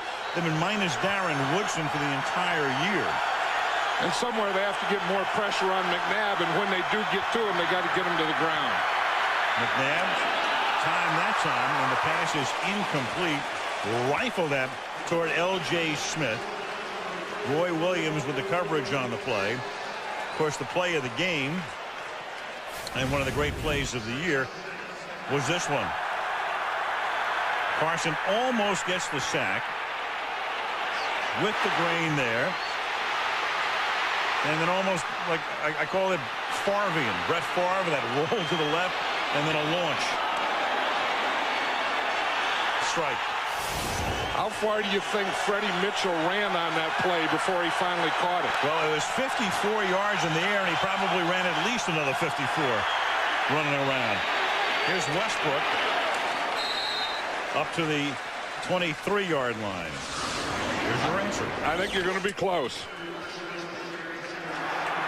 There's Freddie Mitchell here. Now, again, when you have a quarterback like Donovan McNabb, you just stay alive. First thing you do is you come back to him. That doesn't work. You run away from him.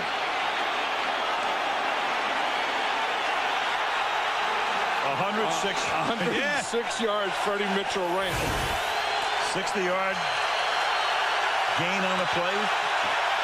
54 roughly in the air. 3rd and 5. Key stop coming up here for Dallas. Good protection. McNabb throws, juggled but caught. Westbrook tackled by Coakley. Should be enough for the first down.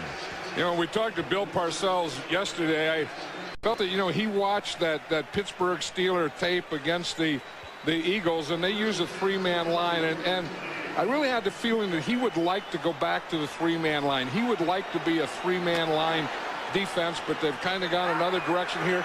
But tonight he has used a lot of 3-man line, more than I remember him in the last 2 years. From the 28-yard line. McNabb throwing into a lot of traffic, and that is almost a spectacular catch, but Mitchell could not hold on. Great coverage, Jones and Williams. That's what they do. They know that on 3rd down, you know, they haven't been going to Freddie Mitchell a lot. He's the slot guy, but when you get in 3 wide receivers, the first guy you usually look to is a slot guy. So defensively, the first guy you double is usually the slot guy. And that's exactly what happens here. And when Roy Williams is on the top end of a double, there's going to be a collision. And Williams is the guy who was able to punch it away. Almost a spectacular catch by Mitchell. 2nd and 10, ball at the 28-yard line. Again, great protection. Good job by the secondary. McNabb on the run again. McNabb throwing to Westbrook. And he makes the catch at the 28-yard line. He's tackled by Tony Dixon. And McNabb has done it again. running around 42 yards, and it puts him over 300 for the game. Yeah, he was looking for Terrell Owens on a cross. You see here, look, he's watching the Terrell Owens right there, but he was covered, so he knew that he has that clock in his head. The time was going off. He had to get out of there. He scrambles to the right, and he hits Westbrook. Watch John Runyon right here. He's not going to let Ellis up. Someone may get to Donovan McNabb, but it's not going to be Ellis. First man through is Levens. Dorsey with some power running. 13-yard gain. Finally tackled by Newman at the 17-yard line. Well, the Cowboys haven't gotten a lot going tonight, but don't you feel that every time they feel like they're getting momentum, they get something going, boom, the Eagles come right back and answer it. And they come back so frustratingly for the Cowboys, especially that 60-yard play. And then those two scrambles are just killers for the Cowboys. Yeah, and that's the thing with Donovan McNabb. You know, he doesn't have to run with the ball, run it for first downs, but just move to buy time. He's made some great plays tonight. From the 17-yard line to the ground again. This is Levens. Got a hand on him in the backfield. Has slowed down the momentum. Did Leroy Glover. Gain of a couple. You know, the interesting thing about those McNabb plays is, as an offensive coach, as his coach, you can't take credit for it because it's all instinct. As a defense, you can't draw up a defense against the things that they're doing. Where a guy runs an out, then he runs a comeback, then he goes up. What is he doing here? Didn't he just break some record yesterday in Arizona? We just had him on at halftime. We just showed him. So Emmitt Smith makes the trip from Phoenix into Dallas. It's 2nd down and 8 from the 15-yard line. And that is caught by Owens, his first catch of the half. Terrence Newman with the coverage on the play, and there's a penalty. All the old Cowboys come out on Monday night. Starting with Hank Williams, huh? That's right. Are you ready? Boy, did Emmett have some Monday night games in illegal his career. formation offense. Number 87 covered up number 84. 5-yard penalty. Repeat 2nd down. Pinkston covered up Mitchell, and the old Cowboys coming out. There's Troy. Still makes his, I guess he's half in California and the other part of the time here. No, he's here. He's here in Texas. And Moose. And there's Moose Johnston. Those were two pretty good Cowboys, weren't they, when they had it going? Troy Aikman was as accurate can be. And I don't know that there was ever a better lead blocker as a fullback than Moose Johnston. Great promo for Fox. Eddie Gore knows this one. Great promo for two good guys. Yeah, 2nd and 13. And to the 16-yard line goes Brian Westbrook. And we saw your old partner was here tonight, Pat Summerall. Pat Summerall's here. Yeah, they all come out. I saw Nate Newton is down here. I saw him earlier. That's a story. Roger Staubach, of course, one of the great quarterbacks of all time. One of the Hall of Fame in 1985. Hugely successful businessman through the years. You know, the first game I ever coached was the first game he ever played as a pro. Really? Yeah, it was a rookie game. Dallas Cowboy rookies against the Raider rookies in Oakland. There's a timeout taken here by Philadelphia before this 3rd and 9. A little too early to induct Emmett, but he'll be in there someday. Philadelphia on top by 14. Big play for the Dallas defense here. 2-touchdown lead. They're already in field goal range are the Eagles. 3rd down and 9. And the Eagles are in the huddle for a long time, so this wouldn't be a bad shot here for a trick play. And I know they have a run pass in the game. Instead, he drops straight back, throws into the end zone, and Terrell Owens comes up with the football for the touchdown.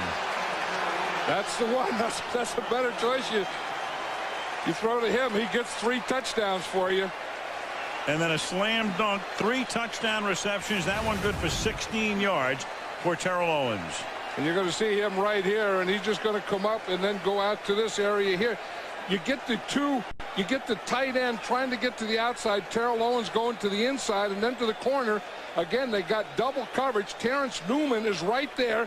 The ball just goes right over his hands and into Terrell Owens's. Akers to the point after. 12 touchdown catches this season for Owens. He had 3 on opening day against the Giants. He has 3 tonight, and Philadelphia has 5 touchdowns in its last 5 possessions. Thus, it's 42-21.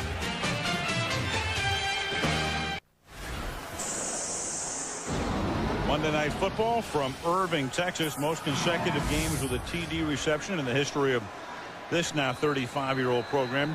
Owens has now caught a touchdown pass in each of his last 7 Monday night games. 5 of those with San Francisco. 2 of them this season. 3 touchdown lead again, and Rashard Lee to run it back for the Dallas Cowboys. And they just won't die. All the way to the 34 of Philadelphia. David Akers, the kicker, takes him down. That's what Bill Parcells was talking about yesterday, saying that he would like to play Rashard Lee more. He's just not sure of him as a running back and pass protection and those kinds of things, but he's pretty doggone good at this as a kick returner. See, the first thing he gets a ball and you get right up into your wedge as quickly as you can. And then when you get through that wedge, that'll be the first group. Then you make your cut to the outside, and the only guy left was a kicker. David Akers is going to make a pretty good play, though, because he's, as I said, he's the only guy here. You wonder what would have happened if Lee would have tried to cut back. That's a 62-yard run back. Dallas in business again at the 34 of Philadelphia. Here comes the blitz.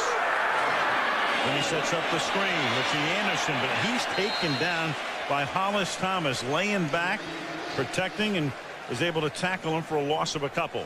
You know, everyone's running screens in this league now, and the tackles sometimes are playing it better than the offenses that run it. I think that's what happened that time. Hollis Thomas, you're going to see him. He's right here over the right guard. Now, he starts to rush, and then when he feels the screen going, he runs right down the line. So he starts up like a pass rush. Now he feels it, and instead of keep going, he just runs right down the line and cuts Richie Anderson off at the pass. Gets off his block. 2nd down and 12. Anderson to the outside. He gets taken down. And that's Sam Rayburn who's really come on. Well, they really like him. They call him Truck Driver. And because he kind of looks like a truck driver, plays like a truck driver, he's one of those lunch pail guys that just gets in there and mixes it up in the pits. He's been playing about 25 plays a game, and Jim Johnson said that's not enough. He's playing too well. So tonight he wants him to get like 40 plays a game. Got in a car accident this week, too. Yeah, no, that's a whopper right there. But some guys, like, you know, if your nickname is Truck Driver and you're Sam, you got to have a big old gash in your head. Perfect. Torrin Tucker moved, number 77. And then you're a run stuffer. All those things go together. Number 77, 5-yard penalty, 3rd down. Very odd thing about this game, John. We've had 9 touchdowns, no field goals. 63 points. So again, do you call that good red zone offense or bad red zone defense? Half empty, half full. But again, every time, you know, Dallas gets something going, then Philadelphia just answers and goes down and scores. But Dallas is hanging in there. I mean, then they come back and get something going. A lot of the TVs from outside the red zone tonight. Testaverde had his arm hit by Javon Curse as he tried to fling it. Flag now after the play.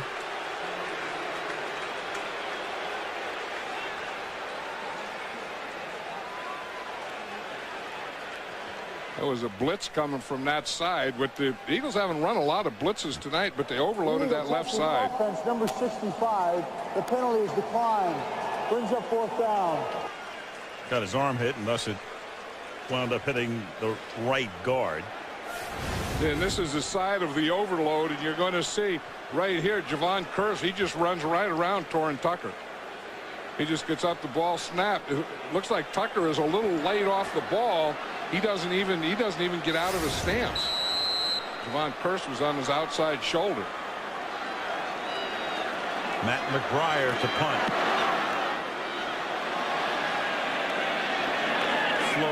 fair caught 13-yard line. Lito Shepard. 4:01 remaining, third quarter. The Philadelphia Eagles 42 and the Dallas Cowboys 21. New England at KC next Monday night. From the 14-yard line, McNabb on first down throws a one-hopper. 2nd and 10. To Michelle we go. Well, and to Emmitt Smith we go. 2 touchdowns yesterday, and as you mentioned, he crossed that 18,000-yard mark. Congratulations. How are things going there in Arizona for you? Well, so far they're going pretty good this year. I mean, we're still one game away from 500. We're trying to get above 500. We have something nice going right now with 2 wins back-to-back. So we got our work cut out for us this week against Carolina, but I think we're going to go to battle on Wednesday and Thursday and Friday, get prepared for those guys and try to do the best we can against them. You were just talking to Jerry Jones, who you told me is still your boss. You come back here to see games. What is it like to be back here? I don't come back here to see games. This happened to be one of the first games I've ever came back to outside of playing here. So, I mean, it's nice to come back, and I'm only going to be here for a little bit. I have meetings tomorrow morning, so I'm going to be breaking out here. As soon as I get done talking to you, I'm out of here. Last time you were here as a player, you took a hit from Roy Williams, got injured. What do you remember of that? I'm trying to forget it, but you keep bringing it up. But, you know, I mean, that's part of the game of football. Roy is such a great player, and he's a hard hitter. And that leg was one of the hardest hits I had in a long time. And so my memories here are all good, all except for that one day. And getting dressed in the visitor's locker room was something tough, but that's just the nature of the beast. And I'm happy to be out in Arizona right now with the bid wheels and Coach Greens and my teammates trying to do the best we can to get some more wins and victories under our belt so we can move forward. You told me before we came on camera that this is the closest experience you've had to experiences you had with the Cowboys in the past. Right. I think we're playing, I mean, in terms of the atmosphere that I'm playing in, with Denny leading the show, in terms of the way the guys are working hard and preparing ourselves week to week and going in and fighting, it is as close as it's been for me. In terms of being a part of a winning championship team, I think we're working on something out there. We're trying to get there, and we got enough guys working hard enough to get there as well. So we're working hard. Did you ever consider staying here and playing for Bill Parcells? I mean, it crossed my mind, and I just never had the opportunity to really talk to Parcells about it. And so I figured it was something that they wanted, and just made it very easy for them and just decided to move forward. It was the best thing for both of us, for me to get out of the way and allow Parcells to come in and do what he needed to do for the ball club, and for me to go on about my business and do what I need to do. Emmitt, thanks for stopping. We appreciate it. Right. You know, last time he came here, he said it was so tough being in the visitors' locker room, he cried, Al. Well, it's great to see Emmitt, and it's great to see him doing as well as he is. And after a 3-and-out, a short kick, and a run back there by Patrick Creighton to the 38-yard line. Now look at that Emmitt Smith. He's averaging about 19 carries a game in his dotage. Yeah, and they thought he was all done baloney.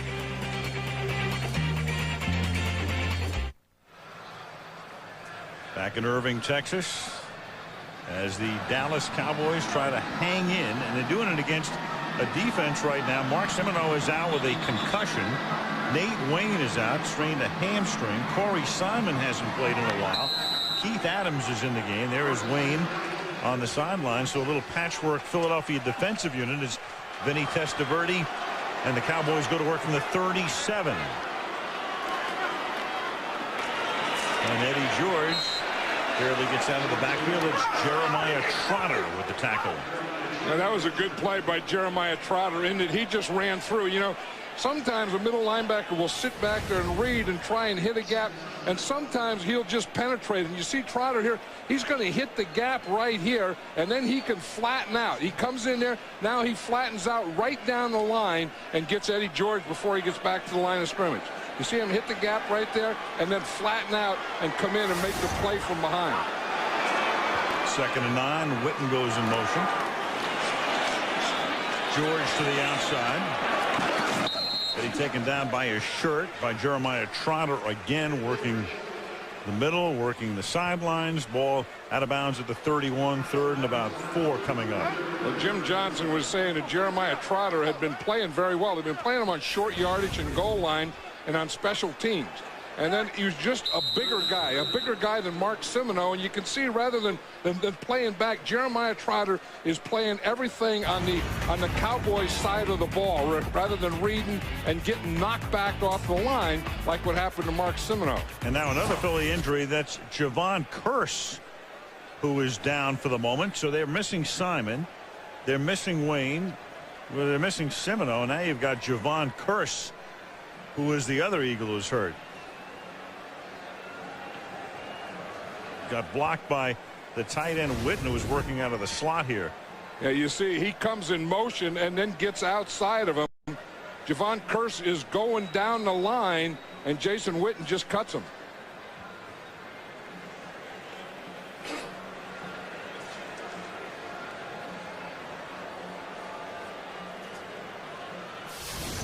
Stuff doesn't bend that way.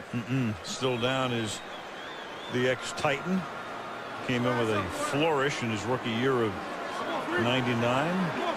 Dubbed himself the Freak. Yeah, he's running off the field. That's. Yeah. I think he really didn't see Jason Witten. Jason Witten started on the other side of the line of scrimmage, and then it came in motion across the backfield, and then really outflanked him. So when the ball, the last time he looked, there was no one that outflanked him. Then as the play started, he was outflanked by Witten. Now you've got Derek Burgess going to Kearse's side of the line defensively, and Hugh Douglas is in the game. Ball at 30, third down and 3. A minute and a half to go, third quarter. You see that wristband of Vinny Testaverde there? He has 102 plays on that wristband. 500-page book. Richie Anderson in the backfield. Toss to Richie on 3rd and 3. And he is a yard short of the first down. Tripped up by Lito Shepherd. Flag down. Well, you know that if it's not against the Cowboys, Bill Parcells goes for it on 4th down. I think he goes for it on 4th down more than any coach in the NFL. Down by 3 touchdowns, 16 minutes to play. You have to. And I mean, he thinks like on 3rd down. Offense, number 62. 10-yard penalty from the previous spot. Repeat 3rd down. Al Johnson. So that's a 3rd down now coming up. And 13. Yeah, Al Johnson was the center. He pulled. There's that wristband I was talking about that they have every play there. First down play, 2nd, 3rd and long, 3rd and short, red zone, goal line, short yardage, shots. They have everything. And I'll tell you, I mean, if it's nothing else, it's a heck of an eye chart for Vinny Testaverde. 41 years old. If you can read that like that, then you don't need anything. You need those little $14 reading glasses. I mean, I think all your stuff is pretty good if you can read that little writing. 3rd down and 13. Winning tonight. Great pass rating. 3rd and 13 as he retreats here and is taken out of the pocket and then making the catch, but falling down is Darian Barnes, and he gets covered up right there. So now you've got 4th down and long in the final minute of the 3rd period.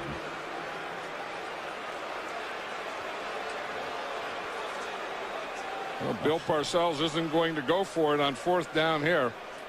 Again, and that was that penalty, that Al Johnson penalty. I know that, had he had 4th down and short and he'd not had that penalty, he would have gone for it.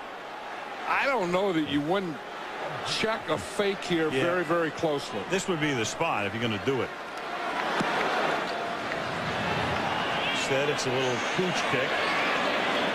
Fair caught, 16-yard line. Lito Shepherd with 7 ticks remaining. So 1 play for Philadelphia remaining in the 3rd quarter in what is a 3-touchdown ball game. 3 touchdowns tonight for Terrell Owens. Most TD passes in the season in the Eagles' history. Norm Van Brocklin, Tommy McDonald, Sonny Jurgensen, and Tommy McDonald in '61 the next year. Ron Jaworski and Mike Quick, and then a dozen McNabb to Owens. And Owens tonight, 3 different celebrations. He had what I call the skater's waltz. I guess it could be speed skating practice. He had jumping on the mini star in the end zone, and then the slam dunk after number 3. How many do you think Tommy McDonald had when he did that?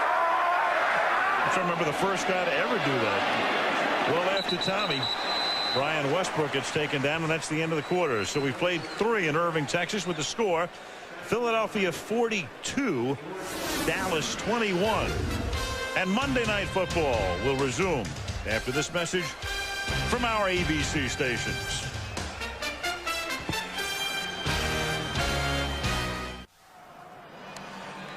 Back we come as you look at downtown Dallas. We're in Irving. Al Michaels with John Madden and Michelle Tafoya. You're looking at Bill Parcells and Andy Reid, and Reid's team trying to go to 8-1 right now. It is the beginning of the fourth quarter, and 2nd and 13 for the Philadelphia Eagles from their own 14-yard line. As McNabb throws, it's caught by Westbrook, and Westbrook takes it up to the 23-yard line. McNabb tonight 336 yards, 4 touchdowns, 3 of them to Owens, and Dexter Coakley is down on the artificial surface.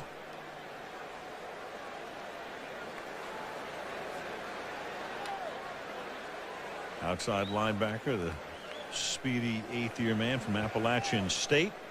Brady James will come in to replace him. Injury timeout. This Saturday, Brent Musburger, Gary Danielson with you from Columbus. The Michigan-Ohio State game. Virginia also taking on Georgia Tech. Out on the West Coast Saturday, Washington and Washington State will have at it. 4 p.m. Pacific time. That's your college football on ABC this weekend. Coakley walks off and his play resumes. Owens makes the catch. And Owens out to the 31-yard line for a first down, as Terrell has now caught 6. The first touchdown for Owens tonight, he had that skater's wall / speed skating thing, a combination, I think, of what, Eric Heiden and Hans Brinker right there. Then he's on the mini star in the end zone for his second, reminiscent of a few years ago out in the middle of the field, and then slam dunk to promote our NBA coverage beginning Christmas Day with the Heat and the Lakers after touchdown number 3. On 1st and 10, going deep. Owens again, but a little too deep down the sideline where he was covered by Lance Frazier. One thing about McNabb and Owens and Andy Reid calling the plays, they will keep taking shots at you. You know, I mean, a lot of teams, they get this lead 42-21. They get into the fourth quarter.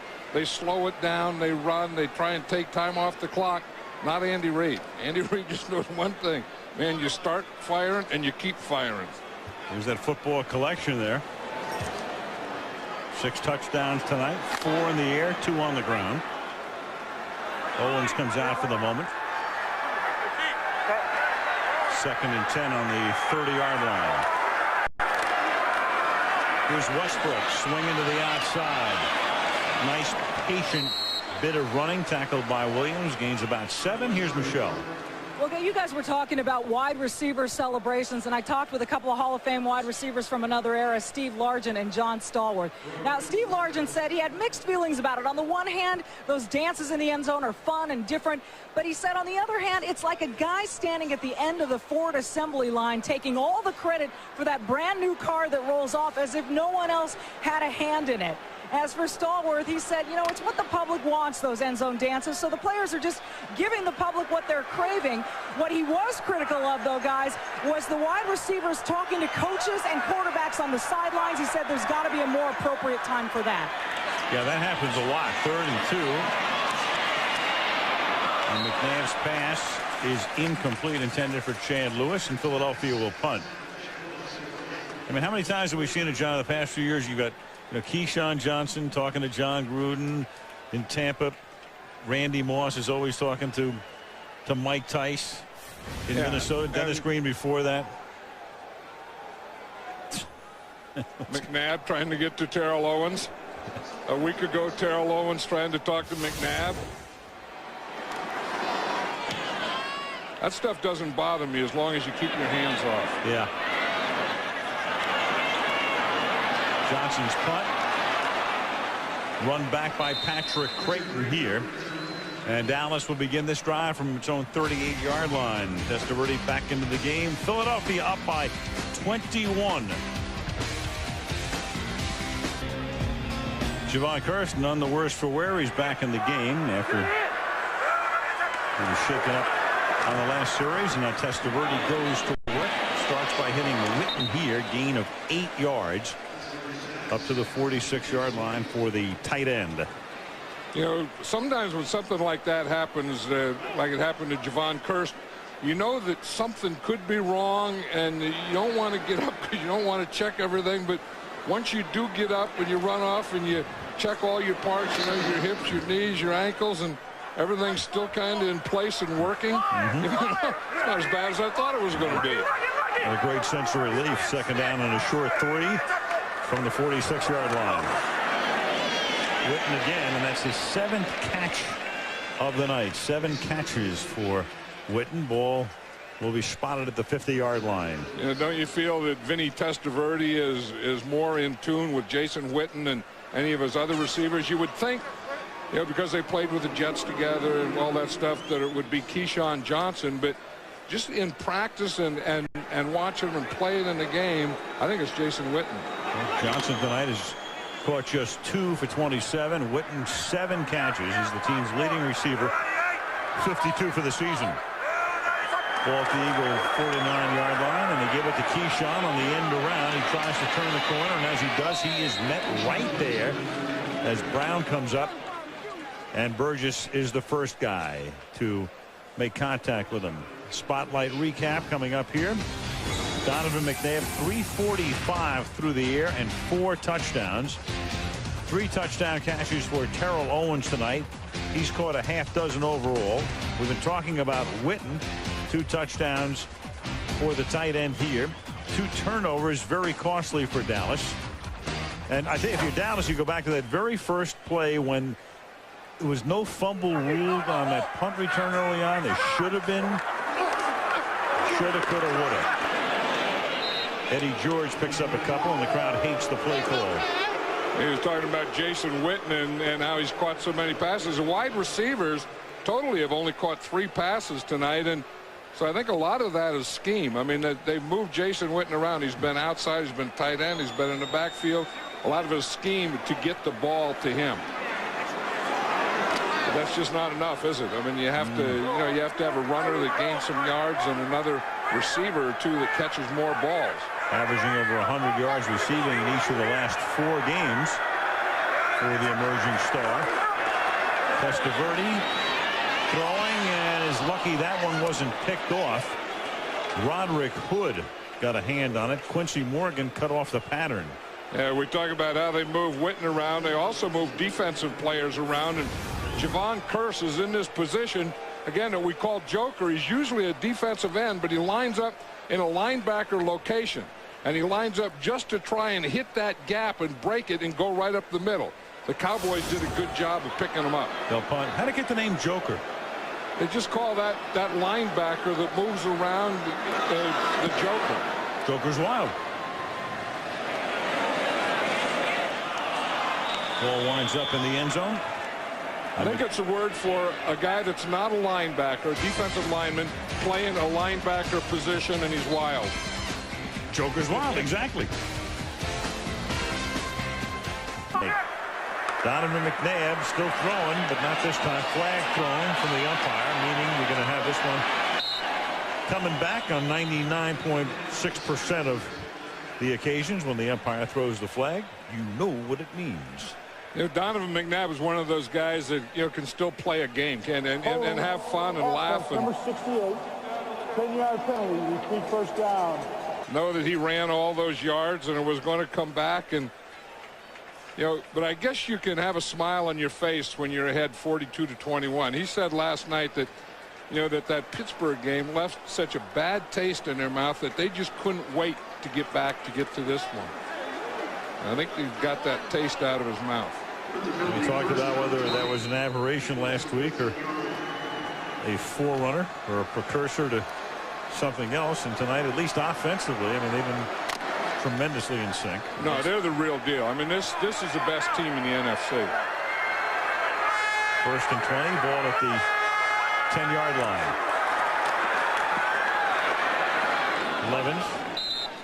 What was that word you used? The horse racing term? Oh, the term in horse racing, it's called a throwout race. You know, if a horse wins 6 races in a row, throwout, yeah. And then all of a sudden, you know, he goes off as a 1-5 favorite. and he finishes 10th, then you have to say, well, wait a minute, let's throw that race out. He just had a bad day. Well, that's what that game. But again, they did get whipped though by Pittsburgh, but it is a throwout game, and like we said, Andy Reid just took it and fixed it, and then came back here and just went back to work. And next week they go home and they'll take on Washington from the 16 on 2nd and 14. That's batted and incomplete. Greg Ellis got his hand on it, make it 3rd and 14. A little bit more right now about Donovan McNabb. My one-word philosophy, teamwork. My nickname, Big Five. My favorite foods, red beans and rice and macaroni and cheese. The world's greatest athlete, Michael Jordan. Will Ferrell makes me laugh so hard, it hurts. Yeah, you know, I just enjoy life. And, well, there's Mommy in the shadows back there. Wilma looking on through this binocs as Westbrook takes it on 3rd and long, and he's going to pick up the first down. And a flag comes in. For the moment, it would be a first down for Westbrook. However, it appears to be against the Philadelphia Eagles, which it is. 87. 10-yard penalty enforced from the spot of the foul. Repeat 3rd down. I usually say that anytime there's a big run, a wide receiver usually makes a block, and that was Todd Pinkston, and maybe you could add or they hold. That win, linebacker, the middle linebacker for the Dallas Cowboys, who when things are going well usually makes a lot of tackles for the Cowboys, but hasn't seemed to have been in on a lot of tackles tonight. Can't remember calling his name except for the intros when you had that win, and Marcellus Wiley called himself that dude and haven't called his name tonight either. Wynn leads the team in tackles. 3rd and 15. 8.5 to go in the 4th after the penalty. McNabb chased. Again escapes. Going to his left. Pump faking. Throwing on the run. And it is. You don't talk about a guy all night, and it's that win. There's a flag. I think McNabb, I think, was beyond the line of scrimmage. And out of gas. And out of gas, too. I think McNabb has been out of gas a couple of times tonight. But, you know, he was a basketball player at Syracuse, and a lot of things that he does on the field as a quarterback are basketball type things. You know, I mean, where you have to quickly get your body in a different position and get rid of the ball. Number 5 was beyond the line when he threw the ball. 5-yard penalty from the spot of the pass and a loss of down. 4th down. You know, as a coach, you'll take that. I mean, when a guy is working as hard to stay alive, to keep the ball alive, to find a guy downfield, and he goes over the line, you're very, very happy with the way he plays. I'd take that kind of effort anytime. Dirk Johnson, oddly, in a game in which they had 6 touchdowns, and there's a whistle before this one. This will be, in a moment, his 6th punt of the game. No play. When I blew the whistle to start the play, some players thought I was stopping the play and took a knee. Therefore, no play. It's 4th down. That's a first. I have never heard that one before. He blew the whistle to start the play, and some players took a knee. Okay.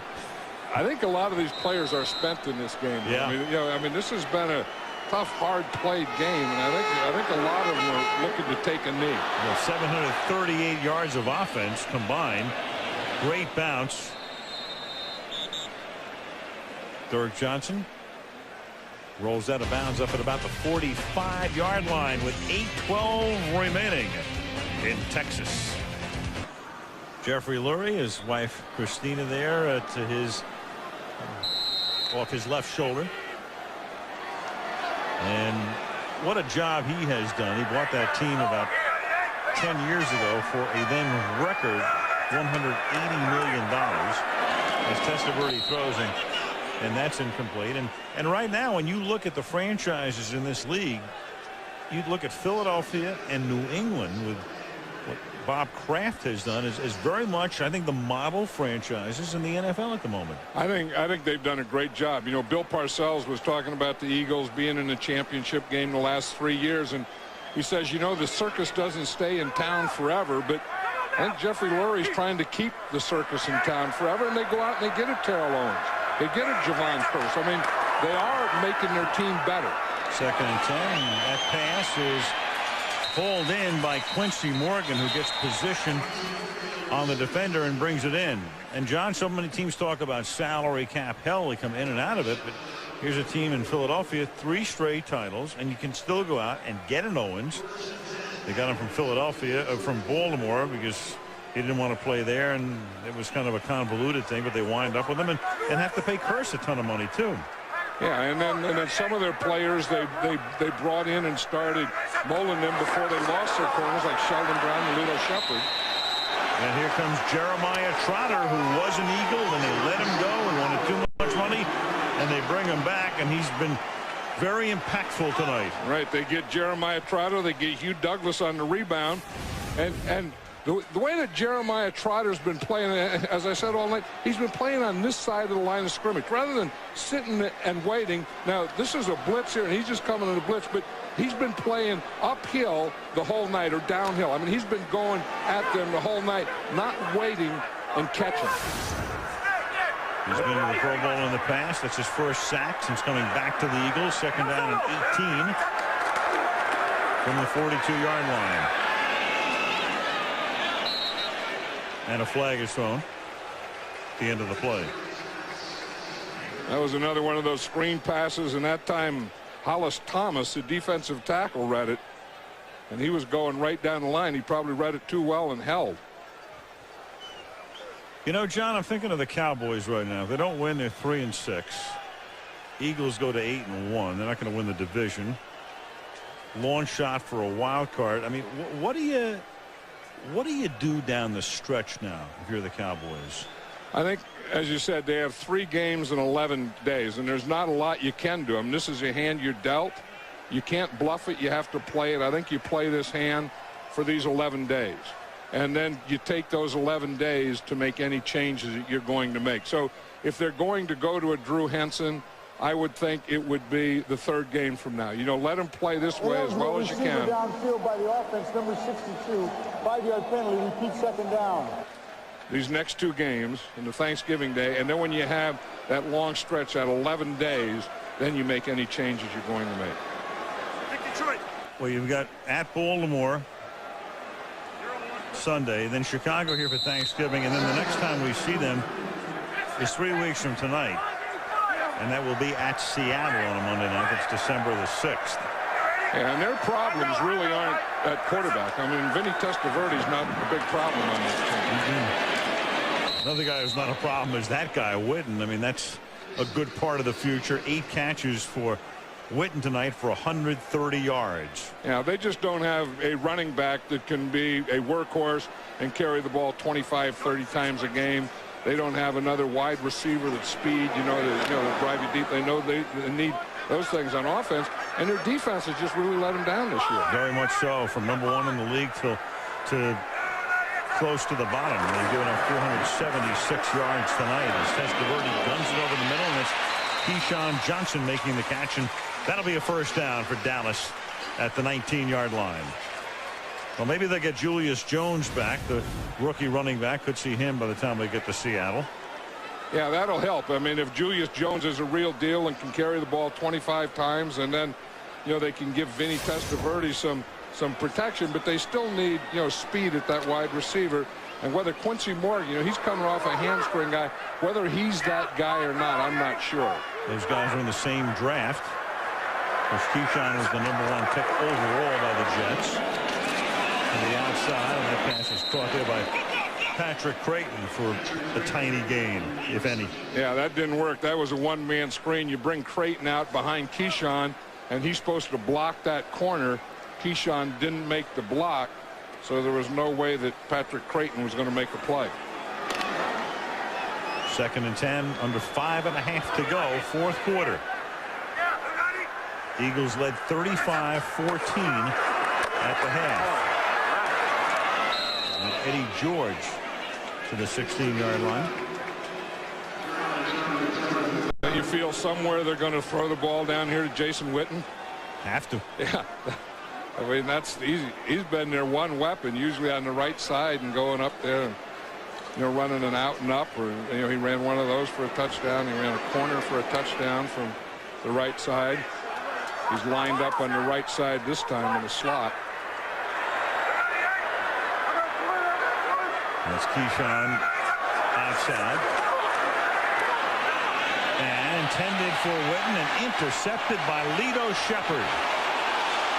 And Shepherd with only one man to beat, and he'll beat him, and he gets a block. And then Keyshawn's going to chase him down, but won't get there. Touchdown, Lito Shepherd. 100 yards. Got a good block from Dawkins. And 100 yards for him for the touchdown. If the Eagles get you down there and they're going to come on a blitz, you're going to see they blitz 8 guys, and they just cover right there, and they were going to Witten. But the corner on that one side, Lito Shepherd, he was playing the outside guy. He saw the ball in the air, came off his guy, and came and made the interception. That is a heads-up play. See, here's the blitz, the pressure coming. He knows that he has one-on-one there, but see Shepherd come off. He was guarding man-to-man on Keyshawn Johnson. They're going to officially make it a 101-yard return. Akers for the point after. That's the longest return by one player of an interception in Eagles history. They had a longer one with a lateral, but Shepherd 101 makes it 49-21. Stuff at ESPN.com. You also get a lot of stuff over at NFL.com. 49-21 Philadelphia. I don't know how friendly they're going to be after this game. Please.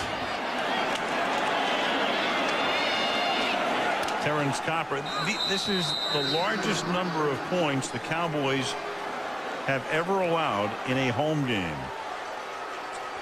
Well, when you play against those two, it's always a possibility because Donovan McNabb can throw the ball the length of the field and can keep so many plays alive.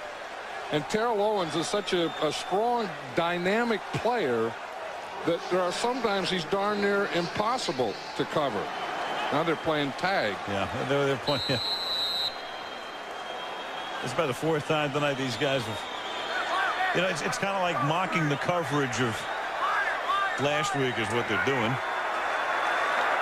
Well, and both of them are that kind of guy. I mean, McNabb loves those kind of things. Witten up to the 29-yard line. Cowboys will be moving out of here in 2009 in a recent vote. Folks over in Arlington, as you look at Ameriquest Park where the Texas Rangers play, and John's circling that area there. And right there is where the new state-of-the-art Cowboys Stadium will be built, opening in 2009. It'll have a retractable roof and will no doubt put Dallas into the Super Bowl rotation in the future. And no Jerry Jones, it's going to be the biggest and the best that's ever been built anywhere. It'll be Texas side. It'll be Texas everything. 5-yard penalty. He's not very happy about that now. You can, have a new stadium and have new television contracts and all that, but doggone it, you still want to win. And I don't care what, whether you're a player, you're a coach, you're an assistant, you're an owner, you're a general manager. I'll tell you, just eat your guts out to lose. It really does, and Jerry's one of the guys that truly lives and dies with winning. 2nd and 12. You say, well, a guy owns a team and that's the way he's going to feel. But, there's a lot of, I've seen it in all sports through the years. Sometimes there's a good deal of lip service. It's like the bottom line is the most important thing. If you win, it's great. If you don't win, you go through the motions. But there are owners who just live and die with every win and loss, and Jerry's one of those guys.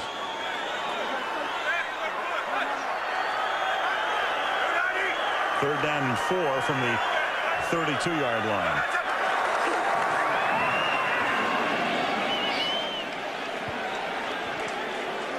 You know, it's so tough. I mean, you know, we talked about he goes out and gets Bill Parcells as a coach, and Bill Parcells comes in last year, and they really did overachieve. I mean, they win those 10 games, and they get in the playoffs in his first year, and historically his second year has always been the great year. So now they have all these expectations, and then this happens, and it kind of all started in training camp, I think, with, you know, around the Quincy Carter time. Oh yeah, I mean, that was the story in camp, as the kick will go into the end zone for the touchback. Now you look at Bill through the years with the Giants. He had 3 wins in his first year and 9 in his second. And the Pats, he went from 5 to 10. The Jets 9 to 12. And this year, only 3 wins. Of course, we're only 9 games into the season, but 10 last year. The expectations were high. I think John talked about the Carter thing, which was a shock. And the deal with Carter, he was already in the league substance abuse program. Cowboys got word that he'd failed a second test, which was going to result not in a suspension, but in a 4-game fine. And I remember talking to Bill before the season, and he told us, remember, John, he said, you know what, I can't trust him. And I think he might have meant both on and off the field. Right, and he said there's no way that a guy you can't trust can be your quarterback. Dorsey Levens as they'll begin to run down the clock, and Coy Detmer is now the quarterback in garbage time for Philadelphia. Meanwhile, Carter, because it was a second test in the league, hasn't really referred to exactly what's taken place, but he has not been suspended. And as we mentioned before, he's now the quarterback with Chad Pennington out in New York and played pretty well yesterday. Jeff Blake now in the game, the former Bengal and Ram, Baltimore.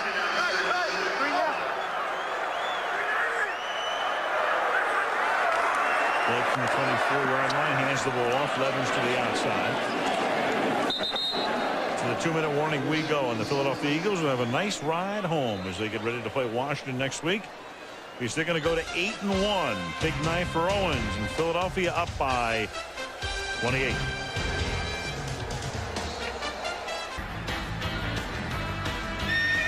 Horse trailer. John? Got a couple of candidates tonight. Yeah, I think a couple of guys that are just about automatic. Yep. Donovan McNabb, Terrell Owens. They'll be up there. They'll be on that trailer as it heads up the highways and byways to Kansas City, Mo, for next week's game. Chiefs, Pats. And he's added so much to this team. You know, like we talked about before, everyone felt that you could always be physical with the wide receivers of the Philadelphia Eagles. You know, you could bump them with corners and do all that stuff. And then he came in and he was a new sheriff in town. And there's no more defensive backs that want to be physical with Eagle wide receivers. Career high pass rating for McNabb tonight. Levens. We'll tick it down. It's a first down. He's at the horse trailer. He has a move or a dance for everything, doesn't he? He has one when he scores 1 touchdown, 2 touchdowns, 3 touchdowns. It's pretty creative when you think about it. Well, so is McNabb. He said, hey, man, you're boring me. Is that the best stuff you got? Bring the high, hard one. Owens with a hat trick on Monday night. I wonder where he got that skating move from, that opener tonight. I don't know. You know, it didn't look like a speed skating thing. I think you were right. It looked more like some skating waltz deal. But yeah. I like the stuff that he does to get to those dances. I mean, sometimes the dances get all the highlights, but I mean, he made some beautiful moves. That one where he ran that post corner, he started on the post and back in the corner and was wide open against double coverage. I mean, he did some pretty good things to deserve to do those dances. Fred Gaudelli, Drew Esikoff, the entire gang, Melissa Horton, keeping us in check here. Malibu Kelly Hayes, George Hill, Steve Hurt, All the boys and girls on the gang heading up to Kansas City, and for Bill Parcells, it's another one of those weeks. Andy Reid watches his team get healthy in a hurry after last week's loss to the Pittsburgh Steelers. 49-21 is our final score from Irving, Texas. Look at Javon Curse as we close it out. We'll be coming right back, because coming up next is the Autotrader.com post-game show from Irving, Texas.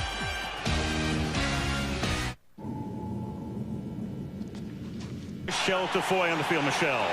Al, no one in the history of the NFL has rushed for more yards and not been to the playoffs than Corey Dillon. For 7 seasons, he ran the ball in Cincinnati and set just about every team rushing record. But he wasn't part of a winning team, and he made his frustrations about that very public. So he agreed to have his contract restructured and be traded to the New England Patriots. And after adding a new dimension to the defending Super Bowl champions, he's now getting more positive talk than ever, especially from his teammates. You hand the ball off to him, and you never know if he's going to gain 5 yards or 50 yards. And we have these runs that, we expect to gain 4 or 5 yards, and he's breaking them for 40 or 50-yard gains. It's a whole different element. I mean, I think teams really have to understand it. He's a tough guy to stop, and you better tackle well. You better be in the right position, and you better make sure he's accounted for. Now, as far as watching Dillon, Brady told me he has the